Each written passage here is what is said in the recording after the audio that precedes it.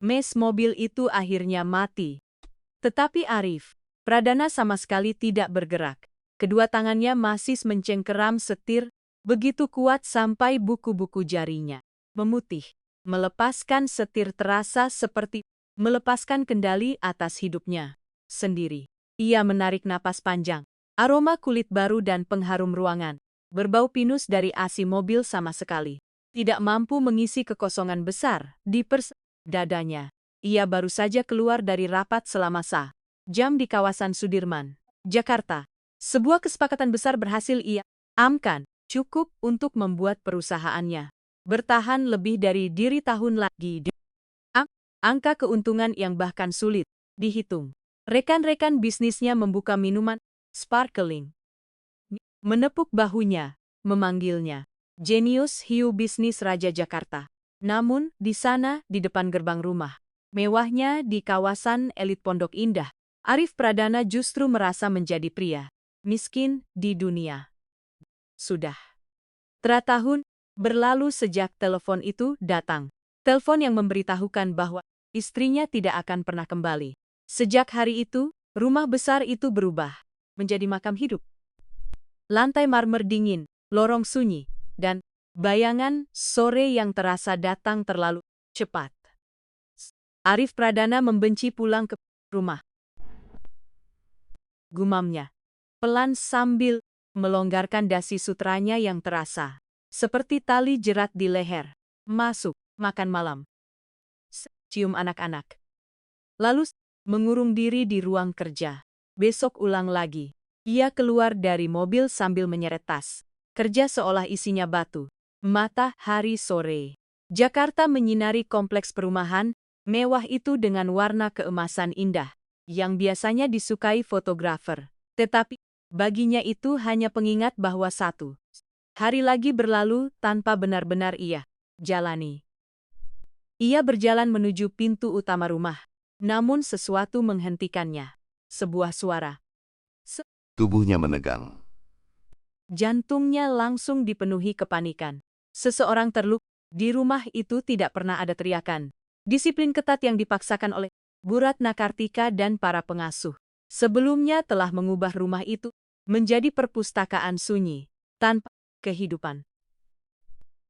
Namun ketika ia mendengarkan lebih seksama, suara itu bukan tangisan, kesakitan. Itu suara tawa. Tawa keras, liar, kacau, penuh kehidupan. Tubuh Arif Pradana merasakan getaran aneh menjalar di tulang punggungnya. Ia bahkan tidak ingat kapan terakhir kali mendengar tawa sungguhan di rumahnya sendiri. Dengan rasa penasaran, ia tidak masuk lewat pintu depan, melainkan memutari. Sepatu kulit mahalnya berderak di atas kerikil. Tetapi suara tawa dan percikikan air semakin jelas. Ketika ia berbelok melewati pagar tanaman yang dipangkas rapi menuju taman tropis luas di belakang rumah, langkahnya langsung terhenti. Pemandangan di depannya menghantamnya seperti kereta api. Di sana berdiri Laras Widium, Pengasuh yang baru tua. Minggu ia pekerjakan karena putus asa. Setelah tidak ada satuun pengasuh lain yang tahan menghadapi kekakuan Bu Ratna Kartika.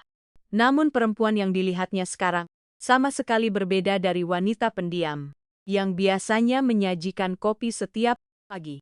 Laras Widaningrum berdiri di tengah halaman rumput dengan rambut hitam panjang menempel di wajah karena basah.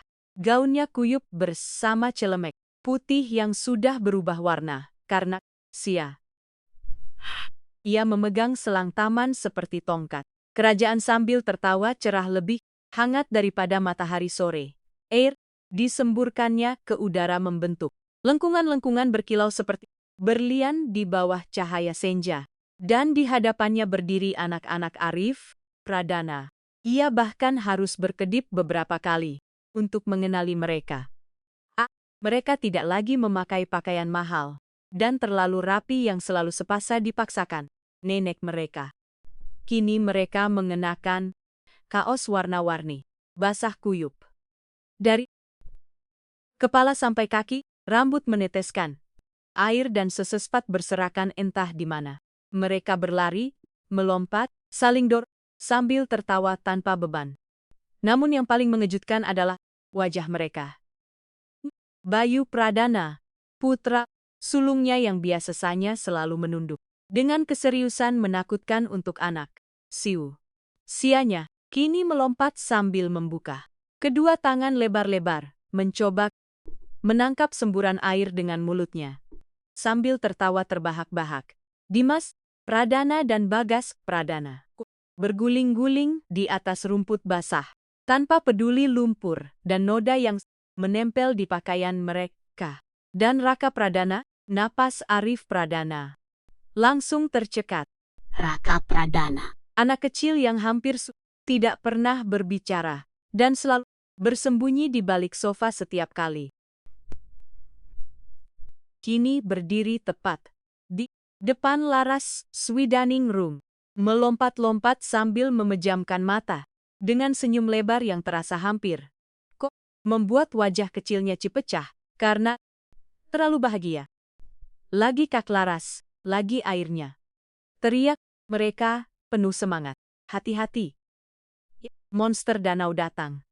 Balas Laras Swidaning Room dengan suara lembut, bernada hangat khas Jawa sambil mengarahkan semburan air ke kaki anak-anak agar mereka melompat makin tinggi. Arif Pradana tidak mampu bergerak sedikit pun. Ia menunduk menatap jas biru gelapnya, yang mahal, kering, rapi, dan kaku. Ia merasakan berat jam tangan emas di pergelangan tangannya, dan untuk pertama kalinya setelah bertahun-tahun, ia merasakan iri yang begitu menyakitkan. Bukan iri pada kekayaan orang lain, bukan pada kekuasaan para rival bisnisnya, melainkan iri pada kehidupan yang mampu diberikan perempuan sederhana itu kepada anak-anaknya. Hanya dengan selang taman plastik dan kaki telanjang. Laras Swidaningro memberi mereka sesuatu yang tidak mampu dibeli oleh semua uang miliknya. Masa kecil. Air berterbangan di udara, tetesannya berkilau di terpat cahaya senja. Dan untuk sesaat pemandangan itu terasa berjalan lambat seperti film. Sebuah lukisan kebahagiaan murni bertabrakan keras dengan kelabu jiwanya sendiri. Arif Pradana merasakan satu tetes air mata muncul di sudut matanya. Bukan karena sedih, tetapi karena emosi asing yang bahkan tidak bisa ia jelaskan. Seolah-olah air yang membasahi anak-anaknya juga sedang membersihkan dirinya. Menghapus debu kantor, duka, dan kesepian yang menempel selama bertahun-tahun. Namun, ketakutan tiba-tiba menyerangnya. Apa yang akan terjadi ketika permainan berhenti? Apa yang akan terjadi ketika anak-anak melihat dirinya? Ayah yang selalu absen, pria berjas yang hanya membawa khusus. Ian. Arif Pradana tetap berdiri tersembunyi di balik pohon palem hias, tidak mampu menghancurkan keajaiban itu, tapi juga tidak mampu ikut bergabung di dalamnya. Ia merasa seperti orang asing di rumahnya sendiri, penonton jauh. Bagi kebahagiaan darah dagingnya sendiri. Ia memperhatikan Laras Swidaningrum dengan saksam. Tidak ada sedikit pun sikap dingin dan formal, seperti para pengasuh sebelumnya. Para perempuan dengan sertifikat pendidikan anak yang memberlakukan anak-anak seperti kas proyek sekolah. Laras Swidaningrum tidak sedang mengatur mereka. Ia sedang mencintai mereka. Itu terlihat dari cara ia berhati-hati agar air tidak mengenai mata anak-anak kecil. Terlihat dari caranya membungkuk agar sejajar dengan tinggi mereka, membiarkan rambutnya sendiri dibasahi air sambil menghancurkan jarak. Tak terlihat antara orang dewasa dan anak-anak yang selama ini berdiri kokoh di rumah mewah itu. Serangan hiu. Teriak Laras Swidaningrum dan kelima anak itu langsung berlari membentuk lingkaran. Sambil menjerit kegirangan, Arif Pradana merasakan dadanya sesak. Anak-anaknya tidak takut kotor. Selama bertahun-tahun suara Bu Ratna Kartika terus bergema di rumah itu. Jangan lari nanti berkeringat. Jangan sentuh itu nanti kotor. Anak keluarga terpandang harus selalu rapi dan dirinya entah pengecut atau terlalu lelah oleh rasa kehilangan. Membiarkan semua itu terjadi. Ia membiarkan anak-anaknya berubah menjadi pajangan hidup. Tetapi sekarang, melihat mereka penuh lumpur dengan lutut hijau terkena rumput dan kaos basah, menempel di tubuh mereka terlihat lebih hidup dan lebih indah daripada sebelumnya. Mereka hanyalah anak-anak. Anak-anak biasa. Tiba-tiba semburan air berubah arah. Ketika salah satu anak kembar tersandung, selang, membuat lengkungan air menyembur jauh melewati halaman dan mengenai langsung sepatu kulit mahal milik Arif. Air dingin langsung membasahi kaos. Sentuhan itu membuyarkan lamunannya. Arif Pradana tanpa sadar melangkah, mundur, dan keluar dari tempat. Persembunyian, gerakan itu menarik perhatian Laras. Wedding room. Ia menoleh sambil masih tersenyum, tetapi senyumnya langsung membeku ketika matanya bertemu dengan mata Arif Pradana. Pak Arif, ucapnya pelan sambil buru-buru menurunkan selang air. Seketika kesunyian jatuh di atas taman, seperti bongkahan batu besar yang menghancurkan seluruh kebahagiaan tadi. Tawa anak-anak itu langsung terputus, seperti seseorang mematikan sakelar. Kelima anak itu menoleh ke arah pandangan Laras Wedding Room. Begitu melihat ayah mereka berdiri di sana, dengan jas gelap, tas kerja di tangan, dan wajah yang sulit dibaca. Perubahan sikap mereka terasa menyakitkan. Mereka bukan lagi anak-anak bebas yang tertawa lam detik lalu. Bahu mereka langsung mengecil. Bayu Pradana buru-buru mengusap tangannya ke celana basahnya, mencoba terlihat rapi dan tenang. Raka Pradana langsung bersembunyi di balik kaki Laras. Wedding room. Satu mata kecil penuh ketakutan. Mereka takut padanya. Rasa takut itu menyakiti Arif Pradana, lebih daripada kematian istrinya. Lebih daripada kegagalan apapun dalam hidupnya. Anak-anaknya melihat dirinya seperti hakim, seperti algojo yang selalu menghancurkan kebahagiaan mereka. Namun, Laras Widyaningro melakukan sesuatu yang benar-benar mengejutkannya. Alih-alih menjauh dari anak-anak demi menyelamatkan pekerjaannya sendiri, ia justru melangkah sedikit ke depan, berdiri seperti pelindung di antara pria kaya itu dan anak-anak kecil yang basah, kuyup. Tubuhnya sendiri penuh air, rambutnya berantakan, dan ia jelas tahu dirinya mungkin akan dipacat. Kejadian ini, tetapi ia tetap mengangkat dagu. Di mata gelapnya ada keberanian liar yang melindungi anak-anak itu tanpa. Pak Arif, ucap Laras Wedding Room dengan suara sedikit terengah karena permainan tadi, tetapi tetap tegas. Bapak pulang lebih cepat. Arif Pradana menunduk melihat sepatu mahalnya yang basah, lalu memandang wajah-wajah kecil anak-anaknya yang ketakutan. Ia ingin mengatakan agar mereka tidak berhenti bermain. Ia ingin bilang bahwa mereka terlihat luar biasa. Ia ingin berteriak bahwa dirinya juga ingin ikut bermain bersama mereka. Namun, kata-kata itu tersangkut di tenggorokannya berkarat oleh bertahun-tahun kesunyian emosional.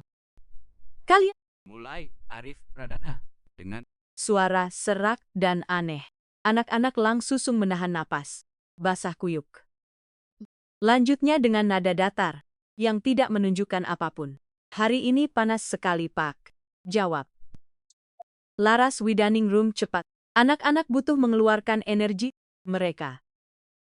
Rumah ini terlalu sunyi untuk 5 hati kecil yang penuh kehidupan. Jawaban itu langsung menghantam pertahanan Arif Pradana. Terlalu sunyi. Dalam 2 minggu, perempuan itu sudah menyadari sesuatu yang baru berani ia akui setelah 3 tahun. bahwa kesunyian rumah besar itu bukan kedamaian, melainkan racun. Arif Pradana melangkah perlahan ke atas rumput. Ia merasakan air mersesap menembus sol sepatu mahalnya dan menghancurkannya sepenuhnya. Tetapi, untuk pertama kali ia tidak peduli. "Ayah," tanya Bayu Pradana pelan dengan suara gemetar. "Maaf, tadi kami terpeleset."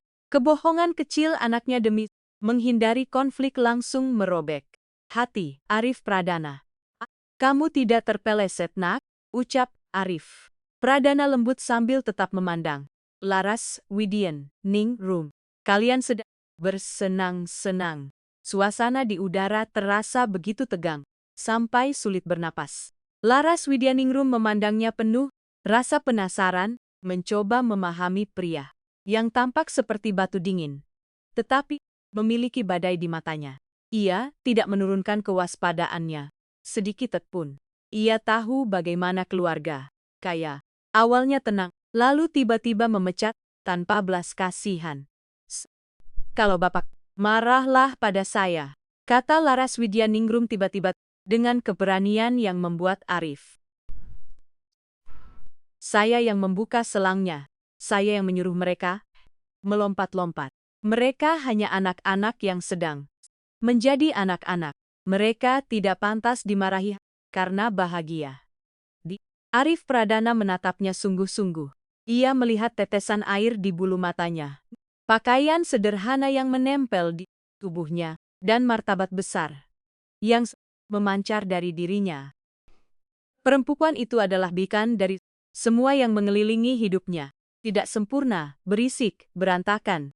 Tetapi, justru itulah yang selama ini hilang dari rumah itu. Ia hampir membuka mulut, hampir mengucapkan terima kasih, ketika suara pintu dibuka dengan kasar, memecahkan hubungan rapuh yang baru saja terbentuk di antara mereka. "Apa-apaan ini?"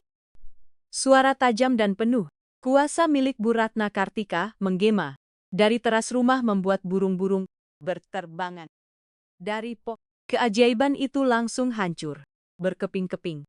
Anak-anak otomatis mengecil dan menundukkan kepala. Cahaya bahagia di mata Rak Pradana. Arif Pradana memejamkan mata sesaat, sambil merasakan amarah besar naik dari dadanya. Ketika Bu Ratna Kartika mulai menuruni anak tangga batu dari teras rumah, ia turun bukan seperti nenek yang hendak menyapa cucu-cucunya, melainkan seperti seorang jenderal yang memasuki medan perang setelah pasukannya kehilangan disiplin. Suara hak sepatu mahal Bu Ratna Kartika menghantam lantai batu dengan irama keras dan dingin, merobek suasana hangat tropis yang baru saja diciptakan Laras Widyaningrum beberapa detik sebelumnya. Sejak kematian putrinya, Bu Ratna Kartika tinggal di paviliun tamu rumah itu dengan alasan membantu keluarga. Tetapi kenyataannya ia mengambil alih seluruh kehidupan rumah tangga dan memaksakan suasana berkabung abadi yang kelabu di rumah yang sebenarnya sangat membutuhkan warna dan kehidupan. "Matikan itu sekarang juga," bentak. Dengan wajah penuh jijik dan kemarahan, Laras Widyaningrum bereaksi spontan, bukan karena takut pada perempuan tua itu, melainkan karena nada suaranya yang tisnik, kasar membuat Raka Pradana gemetar dan melepaskan pegangan dari kakinya. Akak sesi Widyaningrum memutar keran selang dan semburan air langsung. Kesunyian setelahnya terasa memekakan telinga. Tidak ada lagi suara tawa, tidak ada lagi suara air membasahi dedaunan. Yang tersisa hanya napas gugup anak-anak dan suara samar kendaraan Jakarta di kejauhan, mengingatkan bahwa keajaiban itu sudah berakhir. Bu Ratna Kartika melangkah sampai ke tepi halaman rumah, berhenti sebelum sepatu mahalnya menyentuh tanah basah. Ia menap sepatu bermereknya dengan khawatir sebelum akhirnya mengangkat wajah memandang kelompok kecil di aksi depannya dengan ekspresi jijik luar biasa. Lihat kalian, Desisnya sambil menyapu kelima anak itu dengan tatapan tajam. "Kalian seperti anak jalanan. Anak-anak yang beberapa detik lalu penuh kehidupan langsung mengecil ketakutan. Mereka menegakkan tubuh, menundukkan kepala, dan menyatukan tangan seperti yang selalu dipaksakan kepada mereka. Keceriaan menghilang dari wajah mereka dan berubah menjadi rasa bersalah yang seharusnya tidak pernah dirasakan anak seusia mereka. Nenek, tadi kami cuma coba, jelas Bayu Pradana dengan suara bergetar. Diam, bentak Bu Ratna Kartika sambil mengangkat tangan penuh cincin emas. Saya tidak mau dengar alasan. Lihat pakaian itu. Kamu tahu berapa harga baju itu? Iya, menunjuk noda lumpur di lutut celana Bayu Pradana. Baju impor mahal dan sekarang sudah jadi sampah. Arif Pradana hanya berdiri memandangi semuanya sambil merasakan darahnya mendidih.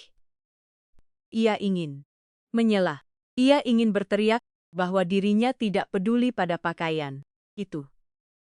Bahwa ia bisa membeli ribuan baju baru, tetapi tidak bisa membeli tawa yang baru saja ia dengar. Namun, kebiasaan lama di depan ibu mertuanya masih menahannya seperti rantai. Ia merasa bersalah karena tidak hadir. Untuk anak-anaknya, merasa bersalah atas kematian istrinya. Bu Ratna Kartika selalu tahu bagaimana memainkan rasa bersalah itu dengan sempurna. Kemudian perempuan tua itu mengalihkan pandangan kepada Laras Widaningrum. Jika tatapannya kepada anak-anak penuh kekecewaan, maka tatapannya kepada pengasuh muda itu dipenuhi kebencian, kelas sosial yang kejam. Bu Ratna Kartika berjalan menuju keran utama taman yang tertanam di dinding rumah lalu memutarnya dengan kasar, hingga aliran air seluruh taman terputus. Seolah-olah ia sedang mencekik sumber kebahagiaan itu sendiri. Pertunjukannya selesai, katanya dingin. Masuk semuanya sekarang. Anak-anak ragu-ragu. Mereka memandang Laras Widaningrum, mencari izin dan perlindungan. Meskipun tubuhnya masih basah kuyup dan berdiri di depan perempuan yang jelas membencinya. Laras Widaningrum tetap memberi mereka senyum lembut sambil mengangguk pelan. Masuklah, sayang-sayangku. Harus segera mengeringkan badan. Nanti masuk angin, bisiknya lembut. Suaranya seperti obat penenang bagi anak-anak, tetapi Bu Ratna Kartika menganggapnya sebagai bentuk perlawanan. Jangan mengatur mereka, bentaknya. Sambil melangkah mendekati Laras Widaningrum dengan berbahaya. Kamu bukan ibu mereka, kamu bukan siapa. Kamu hanya pembantu dan sekarang kamu sudah membuktikan kalau kamu bahkan tidak becus melakukan pekerjaanmu. Arif Pradana melihat rahang Laras Widaningrum menegang. Ia melihat kedua tangannya yang memerah karena air dingin mengepal di sisi celemek basahnya. Tetapi perempuan itu tidak membalas. Ia tetap berdiri tegak dengan martabat tenang yang bertabrakan keras dengan histeria perempuan kaya di porch depannya. Arif panggil Bu Ratna Kartika sambil menoleh kepadanya tanpa benar-benar menatap wajahnya. Seolah-olah kepatuhan menantunya adalah sesuatu yang sudah pasti. Saya harap kamu sudah menyiapkan surat pemecatan perempuan ini. Saya tidak mau melihat dia di rumah ini menit pun. Setelah dia membersihkan kekacauan yang dibuatnya. Kalimat itu menggantung di udara sore yang lembab. Pengasuh kelima. Dalam bulan terakhir. Arif Pradana memandang anak-anaknya yang berjalan masuk rumah dalam barisan kecil, sambil menyeret langkah dan menundukkan kepala seperti tawanan perang. Lalu ia memandang Laras Widaningrum, berdiri sendirian di tengah taman dalam keadaan basah. Dihakimi dan dijatuhi hukuman hanya karena membuat anak-anak tertawa. Perintah Bu Ratna Kartika untuk masuk rumah ternyata bukan akhir dari semuanya, melainkan awal dari penghakiman panjang. Perempuan tua itu sama sekali tidak berniat melewatkan kesempatan untuk memberi pelajaran moral bukan hanya kepada pengasuh muda itu, tetapi juga kepada menantunya sendiri. Ia berhenti di teras beratap dan memaksa semua orang tetap berdiri di ruang sempit antara taman dan bagian dalam rumah. Laras Widyaningro menaiki anak tangga, perlahan sambil meninggalkan jejak kaki basah di atas lantai marmer mahal. Bu Ratna Kartika langsung menunjuk ke arah lantai dengan ekspresi ngeri yang dibuat-buat. Lihat apa yang kamu lakukan. Kamu mengotori semuanya. Bentaknya sambil memegang dada dramatis. Kamu benar-benar tidak punya sopan santun. Persana asalmu sebenarnya hanya perempuan tanpa pendidikan yang akan bertindak seperti ini di rumah. Terhormat, Bu Ratna, tolong. Selah. Arif Pradana akhirnya sambil melangkah maju. Suaranya terdengar lelah, tetapi ada nada peringatan tipis di dalamnya. Tidak. Menghina. Ulang Bu Ratna Kartika sambil membelalakan mata seolah tersinggung. Hanya karena mendengar kata itu. Saya menghina Arif. Ya Tuhan, buka matamu. Perempuan ini membawa anak-anakmu, cucu-cucu saya.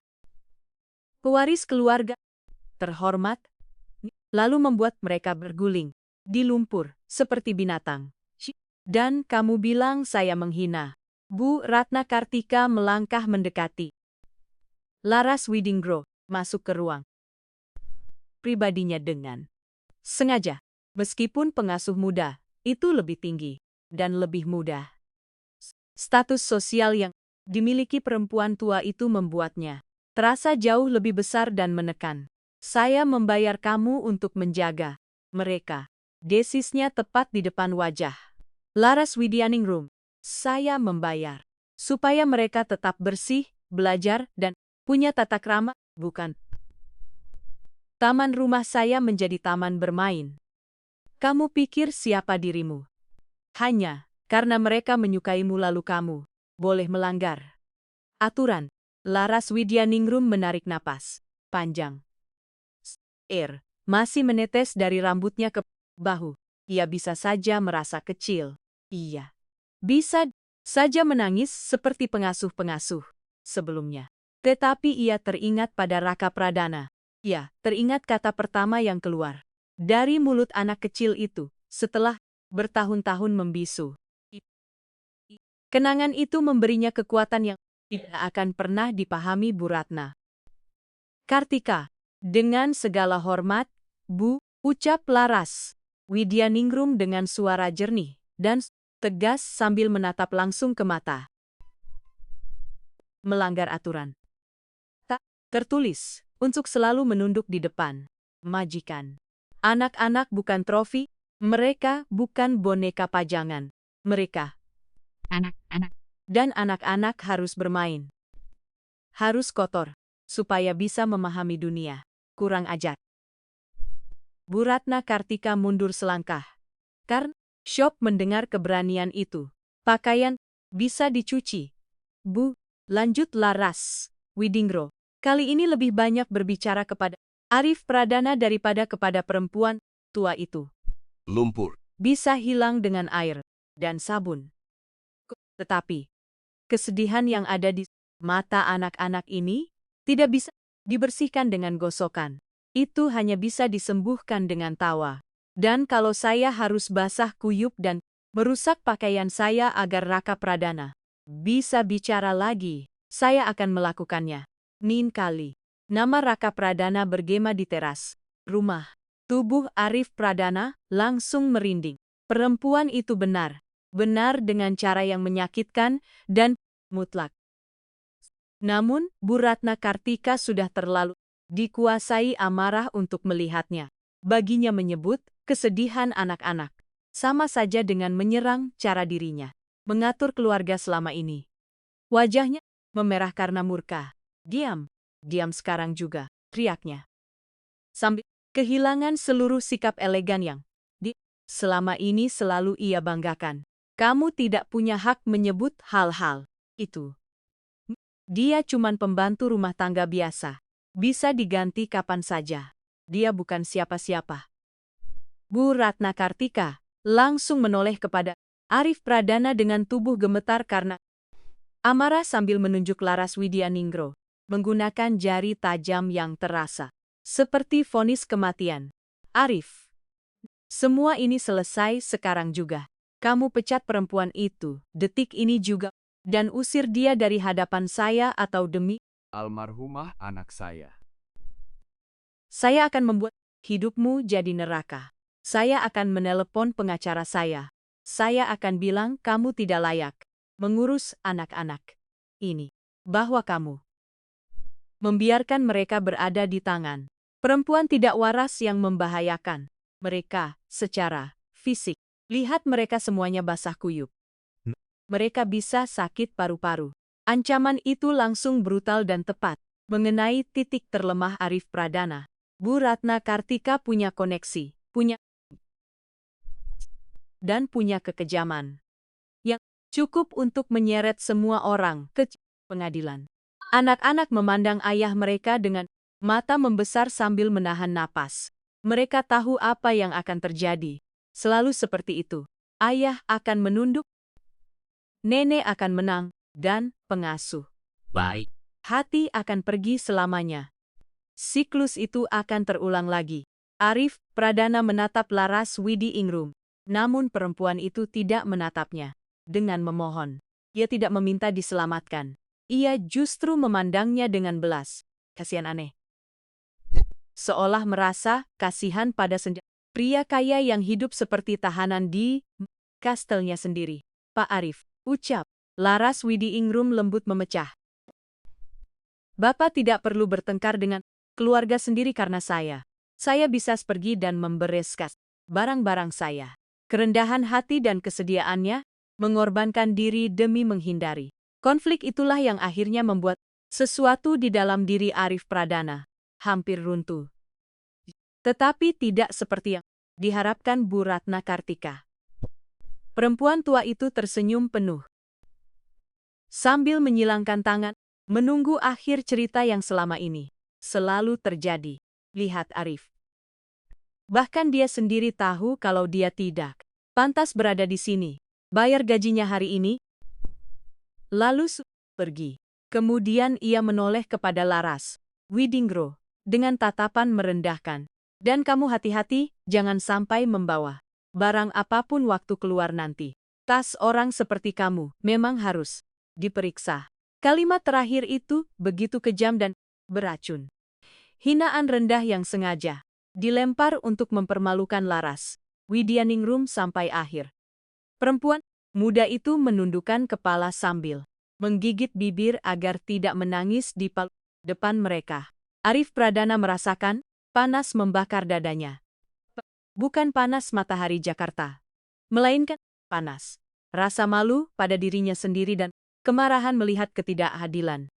Ia menoleh kepada Raka Pradana yang diam-diam melepaskan tangan kakaknya dan berjalan tertatih kembali mendekati Lasas Widianingrum, mengabaikan neneknya sendiri. Sang miliarder langsung mengepalkan tangan. Bayangan anak-anaknya yang bahagia bertabrakan keras dengan sosok ibu mertuanya yang terus menyebarkan racun. Sesuatu harus hancur malam ini. Dan Arif Pradana tahu jika ia membiarkan Laras Widiingrum pergi hari ini, maka yang benar-benar hancur untuk selamanya adalah kesempatan terakhir menyelamatkan keluarganya. Udara di teras rumah terasa tidak bisa dihirup. Arif Pradana memasukkan tangan ke saku dalam jasnya. Gerakan osmatis yang sudah ribuan kali ia lakukan selama hidup sebagai pebisnis. Mengambil buku cek untuk menyelesaikan masalah. Begitu melihat gerakan itu, Bu Ratna Kartika memperlihatkan senyum puas yang dingin dan penuh perhitungan. Baginya kemenangan sudah pasti. Aturan akan kembali tegak. Pengasuh itu akan dan rumah ini akan kembali pada kesunyian sempurna yang dingin, seperti makam. Laras Widianingrum. Melihat gerakan tangan Arif Pradana dan langsung memahami maksudnya tanpa perlu kata-kata. Bahunya yang sejak tadi tegak menahan martabat di tengah penghinaan. Akhirnya jatuh lemas. Tidak perlu cek itu, Pak. Bisik. Dengan suara pecah karena menahan tangi. Sambil mengusap air mata membungkak.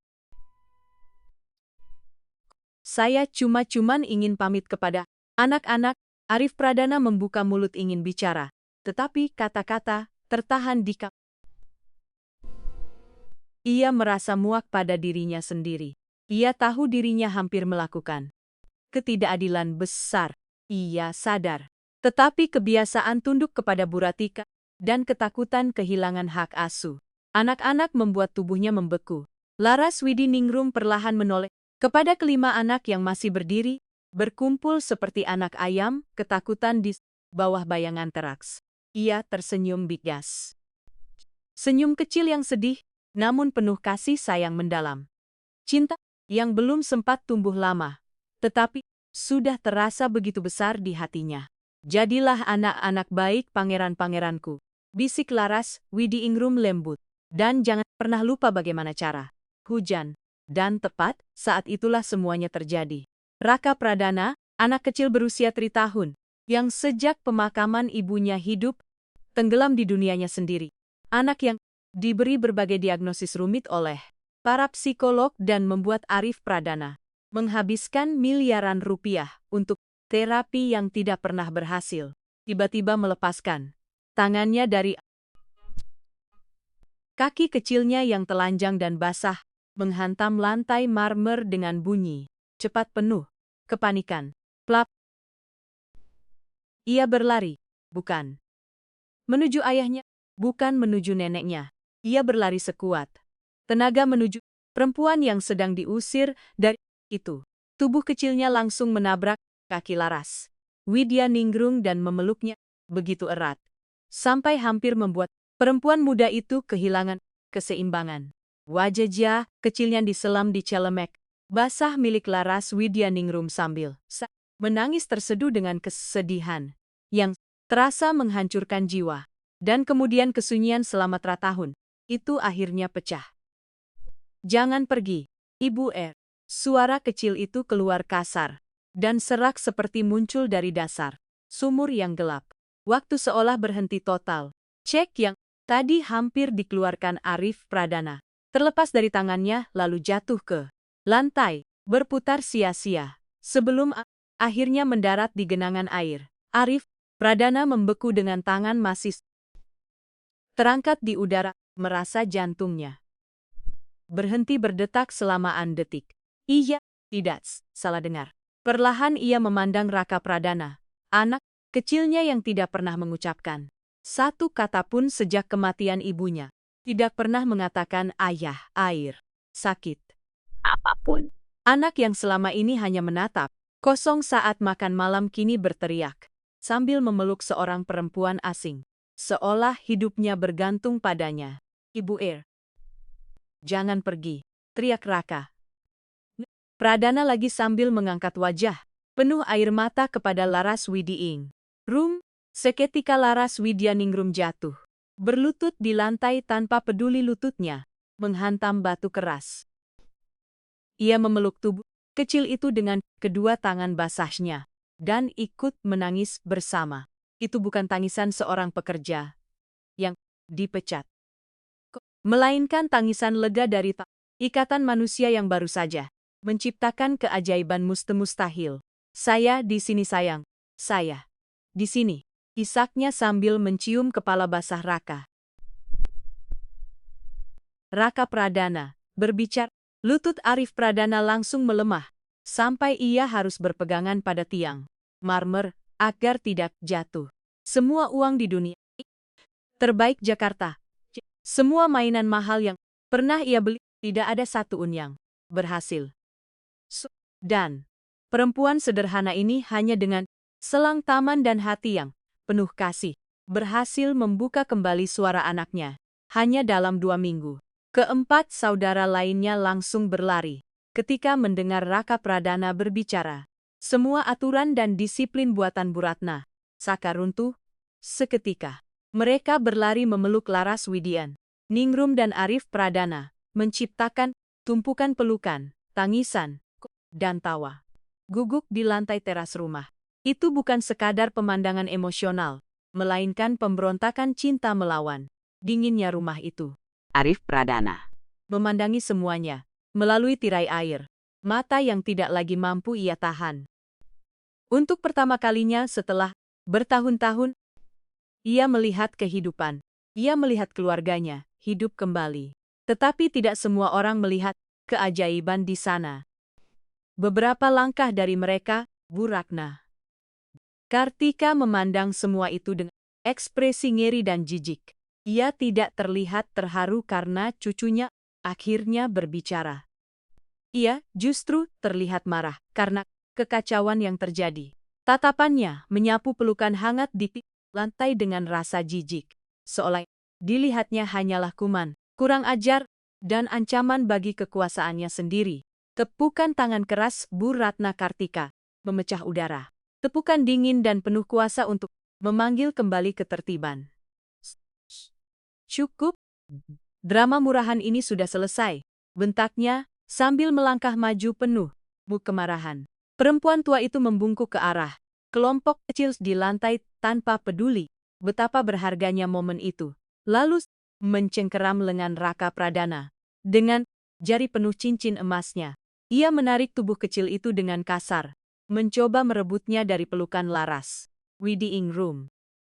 Lepaskan dia sekarang juga. Teriaknya kepada pengasuh muda itu. Kamu membuat dia bingung. Bangun, Raka. Bersikaplah seperti anak laki-laki yang kalah, benar dan berhenti menangis untuk. Raka Pradana langsung menjerit kesakitan dan ketakutan. Saat ditarik lalu semakin erat memeluk. Pakaian basah milik Lasas Widing, tidak. Nenek jahat, teriak Raka Pradana. Kalimat baru itu keluar jelas, keras, dan menghancurkan suasana sepenuhnya. Wajah Bu Ratna Kartika langsung memerah karena marah. Pembangkangan terang-terangan adalah sesuatu yang tidak pernah bisa ia toleransi. Ia mengangkat tangan satunya tinggi-tinggi. Telapak tangannya terbuka lebar, siap menampar. Entah kepada Laras Widiingrum atau kepada cucunya sendiri, hanya untuk menghentikan semua kekacauan itu dengan paksa. Saya bilang lepaskan dia. Bentaknya penuh amarah. Namun tangan itu tidak pernah sempat turun. Dalam sekian detik, lain yang jauh lebih besar dan lebih kuat menangkap pergelangan tangan Bu Ratna Kartika di udara. Cengkeramannya keras seperti besi, menghentikan tamparan itu sebelum sempat menyentuh siapapun. Terkejut, Bu Ratna Kartika menoleh dan langsung bertemu dengan mata Arif Pradana. Namun itu bukan lagi mata menantu, penurut yang selalu menunduk untuk menghindari pertengkaran. Itu mata seekor singa yang baru saja bangun dan menemukan predator sedang menyerang anak-anaknya. Ada kegelapan berbahaya di dalam Katanya. amarah dingin yang pernah dilihat Bu Ratna Kartika sebelumnya. Jangan sentuh mereka, ucap Arif Pradana pelan. Ia tidak berteriak. Suaranya justru rendah dan serak, jauh lebih menakutkan daripada teriakan. Bu Ratna Kartika berusaha menarik tangannya, tetapi Arif Pradana tidak bergeser milimeter pun. Arif, kamu sudah gila. Desis perempuan tua itu sambil mencoba kembali mengambil kendali. Lepaskan saya. Perempuan itu sedang memanipulasi anakmu. Lihat pertunjukan memalukan ini. Anakmu berbicara seperti anak liar, sambil memeluk pembantu di lantai. Dengan penuh jijik, Arif Pradana akhirnya melepaskan tangan ibu mertuanya, sambil mendorongnya sedikit. Hingga perempuan tua itu mundur beberapa langkah dan hampir kehilangan keseimbangan di atas sepatu mahalnya. Namun, ia tidak langsung menjawab. Ia berjalan perlahan menuju Laras Widya dan anak-anak. Lalu, ia membungkuk. Ia tidak peduli celana jas mahalnya menyentuh lantai basah dan kotor. Ia berlutut sejajar dengan mereka. Laras Widianingrum menatapnya penuh ketakutan sambil tetap melindungi Raka Pradana. Menunggu teguran terakhir yang Mungkin akan menghancurkan semuanya. Tetapi Arif Pradana mengulurkan tangan, bukan untuk menunjuk atau memecat. Dengan kelembutan yang membuat jarinya sendiri bergetar, ia menyentuh pipi Raka Pradana dan menghapus air mata kecil di wajah anak. Ayah dengar jagoan, bisik Arif Pradana dengan suara pecah. Ayah dengar. Kemudian ia mengangkat pandangan kepada Laras, Widi Ingrum, wajah. Mereka hanya berjarak beberapa sentimeter. Dari dekat ia bisa melihat kelelahan, dan di atas semuanya cinta besar yang memenuhi mata perempuan muda. Itu, maaf, bisik Arif Pradana. Dan satu kata itu terasa lebih berat daripada seluruh emas di rekening banknya. Maaf, karena saya terlalu buta. Ia berdiri perlahan dan untuk pertama kali dalam hidupnya merasa lebih tinggi dan lebih kuat dari sebelumnya. Ia berbalik menghadapi Bu Ratna Kartika, memosisikan tubuhnya di antara perempuan tua itu dan keluarganya. Ya, keluarganya. Karena, pada saat itu, Laras Widyaningrum terasa jauh lebih pantas disebut keluarga dibanding perempuan yang terhubung dengannya lewat darah. Almarhum istrinya. Mulai malam ini, ibu tinggal di pavilion tamu. Kata Arif Pradana dengan suara tenang. Apa? Tanya Bu Ratna Kartika dengan mulut terbuka lebar, tidak mampu memahami pemberontakan yang baru saja terjadi. Kamu tidak tahu apa yang sedang Kamu lakukan. kamu stres. Besok kamu akan sadar saya benar. Perempuan itu pergi malam ini juga. Perempuan ini potong Arif Pradana menunjuk Laras Widi Ingrum tanpa mengalihkan pandangannya dari Bu Ratna Kartika. Berhasil melakukan dalam 15 hari. Apa yang gagal kamu lakukan selama 3 tahun dengan semua aturanmu? Dia mengembalikan anak saya. Arif Pradana melangkah maju dan memaksa Bu Ratna Kartika mundur perlahan ke arah pintu rumah. Ibu, bila mereka seperti binatang karena kotor. Ibu bilang ini memalukan. Arif Pradana tertawa pendek tanpa humor sedikit pun. Tetapi saya melihat mereka, dan untuk pertama kali saya benar-benar melihat. Anak-anak, saya menghabiskan miliaran rupiah untuk pakaian mahal dan menjaga rumah ini tetap sempurna hanya supaya ibu puas. Dan semua itu cuma membuat rumah ini penuh kesunyian dan rasa sakit. Saya melakukan semua ini demi mereka. Teriak Bu Ratna Kartika panik ketika sadar dirinya mulai kehilangan kendali. Saya melakukannya demi mengenang putri saya. Dia tidak akan ingin melihat anak-anaknya seperti ini. Jangan pernah berani memakai nama istriku. Raung Arif Pradana dan suaranya menggema di seluruh rumah mewah itu sampai membuat Bu Ratna Kartika gemetar. Istri saya mencintai kehidupan. Dia mencintai tawa. Ibu sudah mengubah kenangan tentang istri saya menjadi penjara untuk anak-anak saya. Tetapi semuanya malam ini. Arif Pradana melonggarkan dasinya, lalu menariknya lepas dan melemparkannya ke lantai. Seperti seseorang yang akhirnya membuang rantai dari lehernya.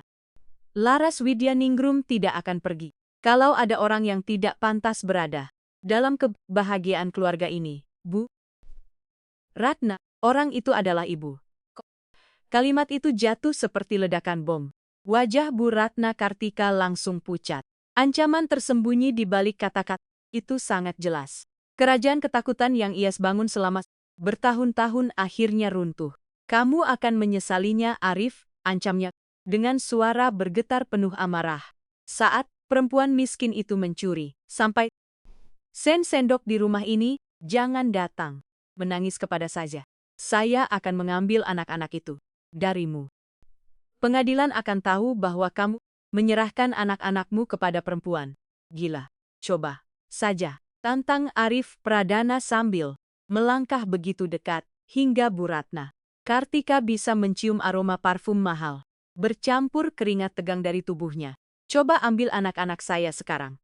Saat akhirnya saya tahu apa yang mereka butuhkan. Hubungi pengacara ibu. Habiskan semua uang ibu. Tetapi jangan pernah lagi menyentuh mereka dan jangan pernah lagi menghina perempuan yang telah menyelamatkan mereka. Sekarang pergi. Bu Ratna Kartika menatap Arif Pradana, lalu menatap anak-anak yang memandang ayah mereka dengan cahaya kagum baru di mata mereka. Saat itu perempuan tua itu sadar bahwa dirinya kalah, bukan karena kekurangan uang, tetapi karena mata uang yang selama ini ia gunakan. Rasa takut sudah tidak berharga lagi di rumah itu. Dengan dengusan penuh kebencian, ia berbalik dan berjalan masuk ke dalam rumah dengan langkah keras penuh kemarahan. Seolah setiap langkahnya menjanjikan balas dendam. Ketika pintu tertutup di belakangnya, udara di teras langsung berubah. Lebih ringan, lebih hidup. Arif Pradana berbalik menghadap anak-anaknya memandang dengan penuh harapan. Laras Widingro memandangnya seperti sedang melihat pria yang benar-benar baru. Arif Pradana menunduk melihat jasnya yang sudah rusak dan sepatu kulit mahalnya yang hancur karena air lalu tersenyum. Senyum sungguh jadi, ucap Arif Pradana sambil memandang Raka Pradana. Tadi ada yang bilang ibu air. Anak kecil itu mengangguk malu-malu. Arif Pradana melirik selang taman yang tergeletak di rumput dan masih meneteskan air. Kurasa ayah juga butuh mandi, katanya. Dan untuk pertama kalinya dalam 3 tahun, ia membuka kancing kemejanya bukan untuk tidur, tetapi untuk hidup kembali. Ancaman Bu Ratna Kartika masih terasa menggantung di lorong rumah seperti awan racun, tetapi di teras matahari mulai tenggelam dan menyelimuti semuanya dengan cahaya keemasan yang hangat. Arif Pradana selama ini mengendalikan kerajaan bisnis dengan tangan besi, kini berdiri tanpa alas kaki dengan kemeja sutra putih menempel di dadanya karena keringat dan air. Sambil memegang selang taman seperti pedang legendaris. Anak-anak menatapnya dalam diam total. Mata mereka berpen dari selang ke wajah ayah mereka. Sepanjang hidup mereka, mereka tidak pernah melihat ayah melakukan sesuatu yang salah. Ayah adalah aturan. Ayah adalah duduk yang benar. Ayah adalah dia. Ayah selalu bekerja. Ayah tanya Bayu Pradana hati-hati. Seperti takut semua ini hanya jebakan. Aneh. Arif Pradana melihat keraguan di mata putranya dan dadanya langsung terasas nyeri. Ia telah membangun tembok begitu tinggi di sekitar dirinya, sampai anak-anaknya sendiri tidak tahu cara memanjatnya. Ia memandang Laras Widyaningrum.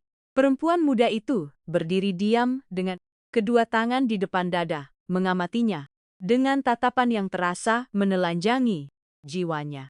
Tidak ada penghakiman di mata itu, hanya harapan. Kak Laras bilang air bisa menyembuhkan kesedihan, ucap Arif Pradana dengan suara serak. Mari kita lihat apakah itu benar. Ia menutup ujung selang dengan ibu jarinya lalu menyemburkan lengkungan air lembut yang jatuh tepat di kepala Bayu Pradana. Anak itu berkedip terkejut, menyentuh rambutnya yang basah, menatap tangannya sendiri, lalu memandang ayahnya. Perlahan senyum tidak percaya muncul di wajahnya. Serang, teriak Arif Pradana. Kehilangan wibawa seriusnya untuk pertama kali dalam lebih dari tabu tahun. Teriakan itu menjadi tanda dimulainya semuanya. Kekacauan kembali meledak tapi kali ini berbeda. Ini bukan hanya permainan, ini pembebasan. Kelima anak langsung menyerbu ayah mereka. Dan untuk pertama kalinya, lagi rasa takut di antara mereka. Tembok itu akhirnya runtuh. Raka Pradana berlari sambil berteriak, dengan suara kecilnya yang kembali pulih. Tersandung di kaki panjang Arif Pradana. Sementara pria itu sengaja menjatuhkan diri ke rumput agar anak-anaknya bisa mengalahkan dirinya. Miliarder itu berguling di halaman, mengotori kemeja linen mahalnya dengan tanah dan rumput hijau. Ia merasakan air dingin membasahi punggungnya, lumpur menempel di tangannya, dan untuk pertama kalinya sejak menguburkan istrinya, ia merasa bisa bernapas lagi. Laras Widya Ningrum berdiri agak menjauh beberapa saat sambil menggigit bibir menahan haru. Melihat pria kuat yang biasanya dingin dan jauh itu berubah menjadi anak laki-laki besar yang berguling di tanah demi membuat anak-anak tertawa adalah pemandangan paling indah yang pernah ia lihat. Tiba-tiba semburan air mengenai bahunya. Jangan pikir Kalaras bisa lolos ibu. Teriak Arif Pradana dari atas rumput sambil membawa Raka Pradana di punggungnya. Laras Widingrum langsung tertawa lepas. Tawa jernih yang hangat lalu berlari masuk ke dalam perang air itu. Selama menit berikutnya tidak ada kelas sosial, tidak ada luka masa lalu, dan tidak ada nenek kejam. Yang ada hanya keluarga hancur yang mencoba menyatukan diri kembali dengan air dan tawa. Ketika matahari akhirnya tenggelam dan udara mulai dingin, mereka semua terbaring di rumput dalam keadaan lelah, basah kuyup, dan penuh lumpur. Arif Pradana berbaring menatap bintang-bintang pertama malam itu, sementara Raka Pradana tertidur di atas dadanya setelah terlalu lelah. Karena bahagia. Pak, bisik Laras Widya Ningro yang duduk beberapa meter darinya sambil memeras ujung gaunnya yang basah. Bu Ratna tidak main-main. Dia akan kembali dan kali ini lebih berbahaya. Mendengar nama ibu mertuanya membuat Arif Pradana kembali pada kenyataan. Tetapi kali ini tanpa rasa cemas yang menghancurkan seperti dulu. Yang ia rasakan hanyalah tekad dingin. Biarkan dia datang.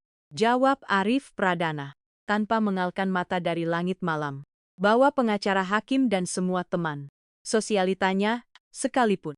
Ia bangkit perlahan sambil berhati-hati. Agar tidak membangunkan Raka Pradana. Lalu menatap Laras Widya Ningrum tepat di mata. Wajahnya masih penuh lumpur. Tetapi matanya dipenuhi rasa terima kasih yang begitu besar.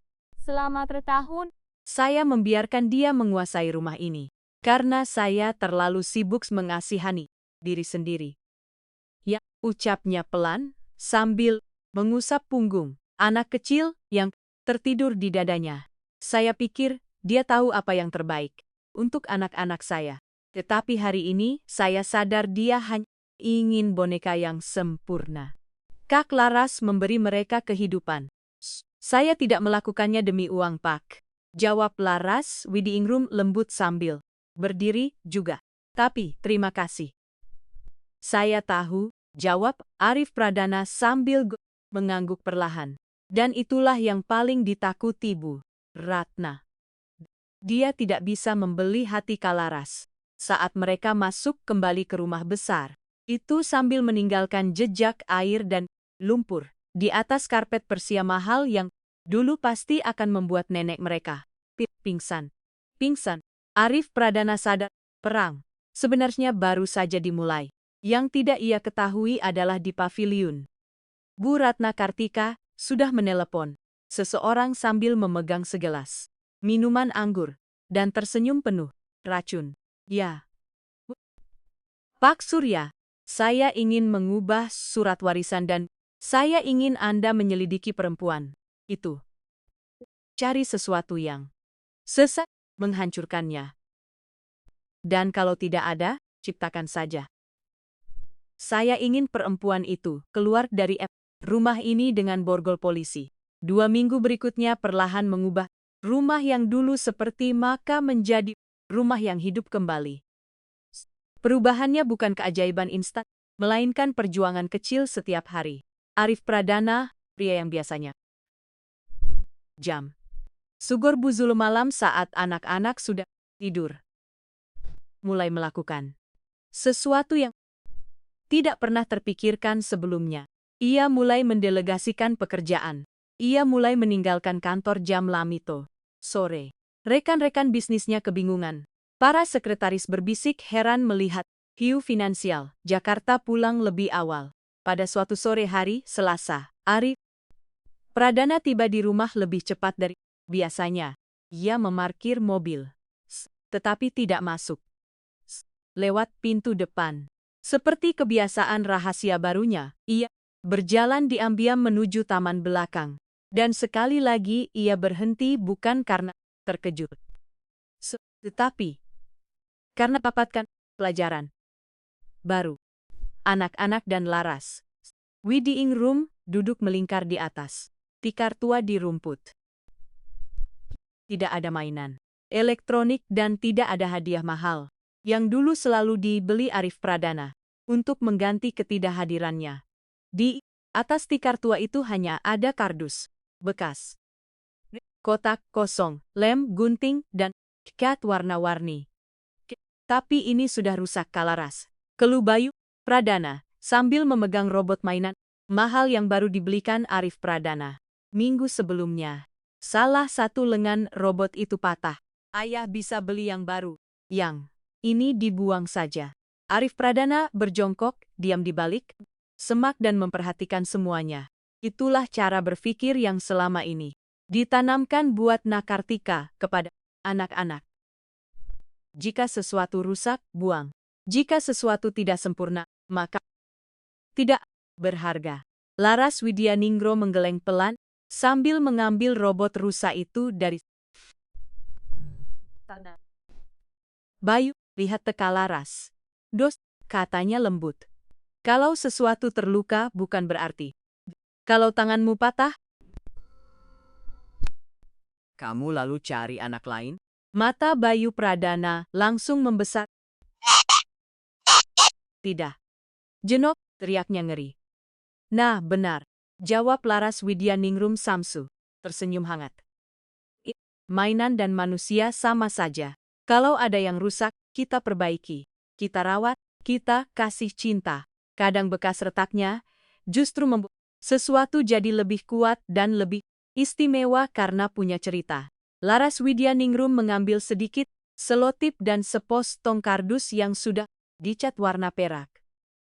Dengan kesabaran luar biasa, ia membantu Bayu Pradana membuat lengan baru untuk robot itu. Sebuah lengan bionik dari kardus yang terlihat sederhana tetapi sangat keren. Wah, seru Raka Pradana sambil bertepuk tangan.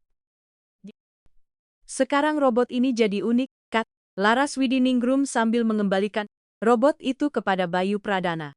Tidak ada siapapun di dunia yang punya robot dengan lengan perak buatan kamu sendiri. Itu lebih berharga daripada robot baru dari toko. Uang bisa membeli barang, Bayu, tetapi cinta dan waktu yang membuat sesuatu benar-benar berharga. Kata-kata itu menghantam dada Arif Pradana seperti panah tajam. Selama tahun, ia berusaha membuang hidupnya yang hancur dan mencoba membeli kehidupan baru dengan pekerjaan dan kesuksesan. Bukannya duduk. Dia memperbaiki hatinya sendiri. Ia mencoba mengganti kehilangan ibu anak-anaknya dengan hadiah mahal, bukannya menyatukan kembali hati mereka dengan waktu dan kehadiran. Ia menunduk melihat tangannya sendiri. Tangan seorang miliarder yang ahli menandatangani cek, tetapi tidak tahu cara memperbaiki mainan rusak. Untuk pertama kali ia merasa miskin, sangat miskin di depan perempuan sederhana yang nyaris tidak memiliki apa-apa secara materi, tetapi mempunyai kebijaksanaan yang terasa begitu dalam. Akhirnya, ia keluar dari balik semak. Kali ini anak-anak tidak lagi takut saat melihatnya. Ayah! Teriak. Mereka bersamaan.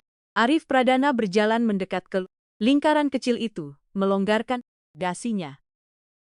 Lalu duduk di atas tikar sambil menyilangkan kaki panjangnya yang masih memakai celana formal. Mengambil robot itu. Robot ini keren sekali. Arif Pradana sambil memsiksa lengan. Tapi menurut ayah robot ini butuh pilot. Ia mengangkat wajah dan menatap Laras Widyaningrum. Perempuan muda itu membalas tatapannya. Dan Arif Pradana melihat cahaya bangga di mata gelapnya. Cahaya yang membuat dirinya merasa lebih berharga daripada semua penghargaan bisnis yang pernah ia menangkan. Ajari saya, kata Arif Pradana pelan kepada Laras Waiting Room. Dan pertanyaan itu memiliki arti lain, yang sama-sama mereka pahami. Bukan tentang kerajinan tangan, melainkan tentang hidup. Ajari saya menjadi ayah. Ajari saya menjadi manusia lagi. Pegang. Pak, jawab Laras Widyaningrum sambil tersenyum kecil dan memberikan botol lem lengket kepadanya. Tapi hati-hati nanti kotor. So, biar saja. Jawab Arif Pradana. Biarkan semuanya kotor. Dan Laras Widyaningrum terus berlanjut. Arif Pradana belajar bahwa makanan terasa jauh lebih lezat ketika dimasak bersama di dapur dengan tangan penuh tepung daripada disajikan diam-diam oleh koki profesional. Ia belajar bahwa dongeng dengan suara-suara lucu lebih berharga daripada sistem bioskop rumah paling mahal. Ia belajar mendengarkan diamnya Raka Pradana dan pertanyaan tanpa akhir dari Bayu Pradana. Dan seiring dirinya kembali menjadi manusia. Sesuatu yang lain juga mulai tumbuh. Ia mulai melihat Laras Widing bukan hanya sebagai penyelamat anak-anaknya, tetapi sebagai seorang perempuan. Ia memperhatikan bagaimana cahaya matahari menyentuh kulitnya. Bagaimana? Lesung pipi kecil muncul ketika ia tertawa dan kekuatan tenang. Di suatu malam setelah anak-anak tidur, mereka bertemu di dapur. Laras Widyaningrum sedang mencuci gelas, walaupun itu sebenarnya bukan pekerjaannya. Arif Pradana masuk ke dapur untuk mengambil air, atau mungkin sebenarnya untuk mencari dirinya. Terima kasih, ucap Arif Pradana sambil bersandar di meja marmer dapur. Untuk apa, Pak? Tanya Laras Widyaningrum pelan. Karena Kak Lara sudah mengembalikan rumah ini kepada saya. Dulu tempat ini cuman bangunan mahal. Sekarang akhirnya terasa seperti rumah. Laras Widyaningrum mengeringkan tangannya lalu berbalik menghadapnya. Jarak di antara mereka begitu dekat. Dipenuhi getaran baru yang berbahaya. Tetapi tidak bisa dihindari. Sebenarnya semua cinta itu sudah ada di dalam hati Bapak, Pak Arif. Bisik Laras Widyaningrum lembut, hanya tertutup debu. Arif Pradana melangkah mendekatinya. Ia ingin mengatakan bahwa perempuan itulah yang membersihkan debu itu. Ia ingin mengatakan bahwa dirinya sudah tidak bisa membayangkan rumah ini tanpa suara tawalar Widyaningrum di lorong-lorongnya. Namun, momen itu langsung pecah ketika telepon rumah berbunyi nyaring di tengah. Arif Pradana mengangkat telepon. Itu panggilan dari pos keamanan. Pak, maaf mengganggu. Ada mobil polisi di gerbang utama. Mereka bilang menerima laporan darurat dari alamat rumah ini tentang kasus pencurian. Darah Arif Pradana langsung terasa membeku. Ia perlahan menoleh kepada Laras Widyaningrum yang memandangnya dengan rasa penasaran polos. Pencurian. Pulang Arif Pradana pelan. Tidak ada apa-apa di rumah ini. Pasti salah. Mereka bilang laporan dibuat oleh Bu Ratna. Pak, jawab Petugas keamanan. Arif Pradana menurunkan telepon perlahan. Kedamaian 2 minggu terakhir langsung hancur dalam detik.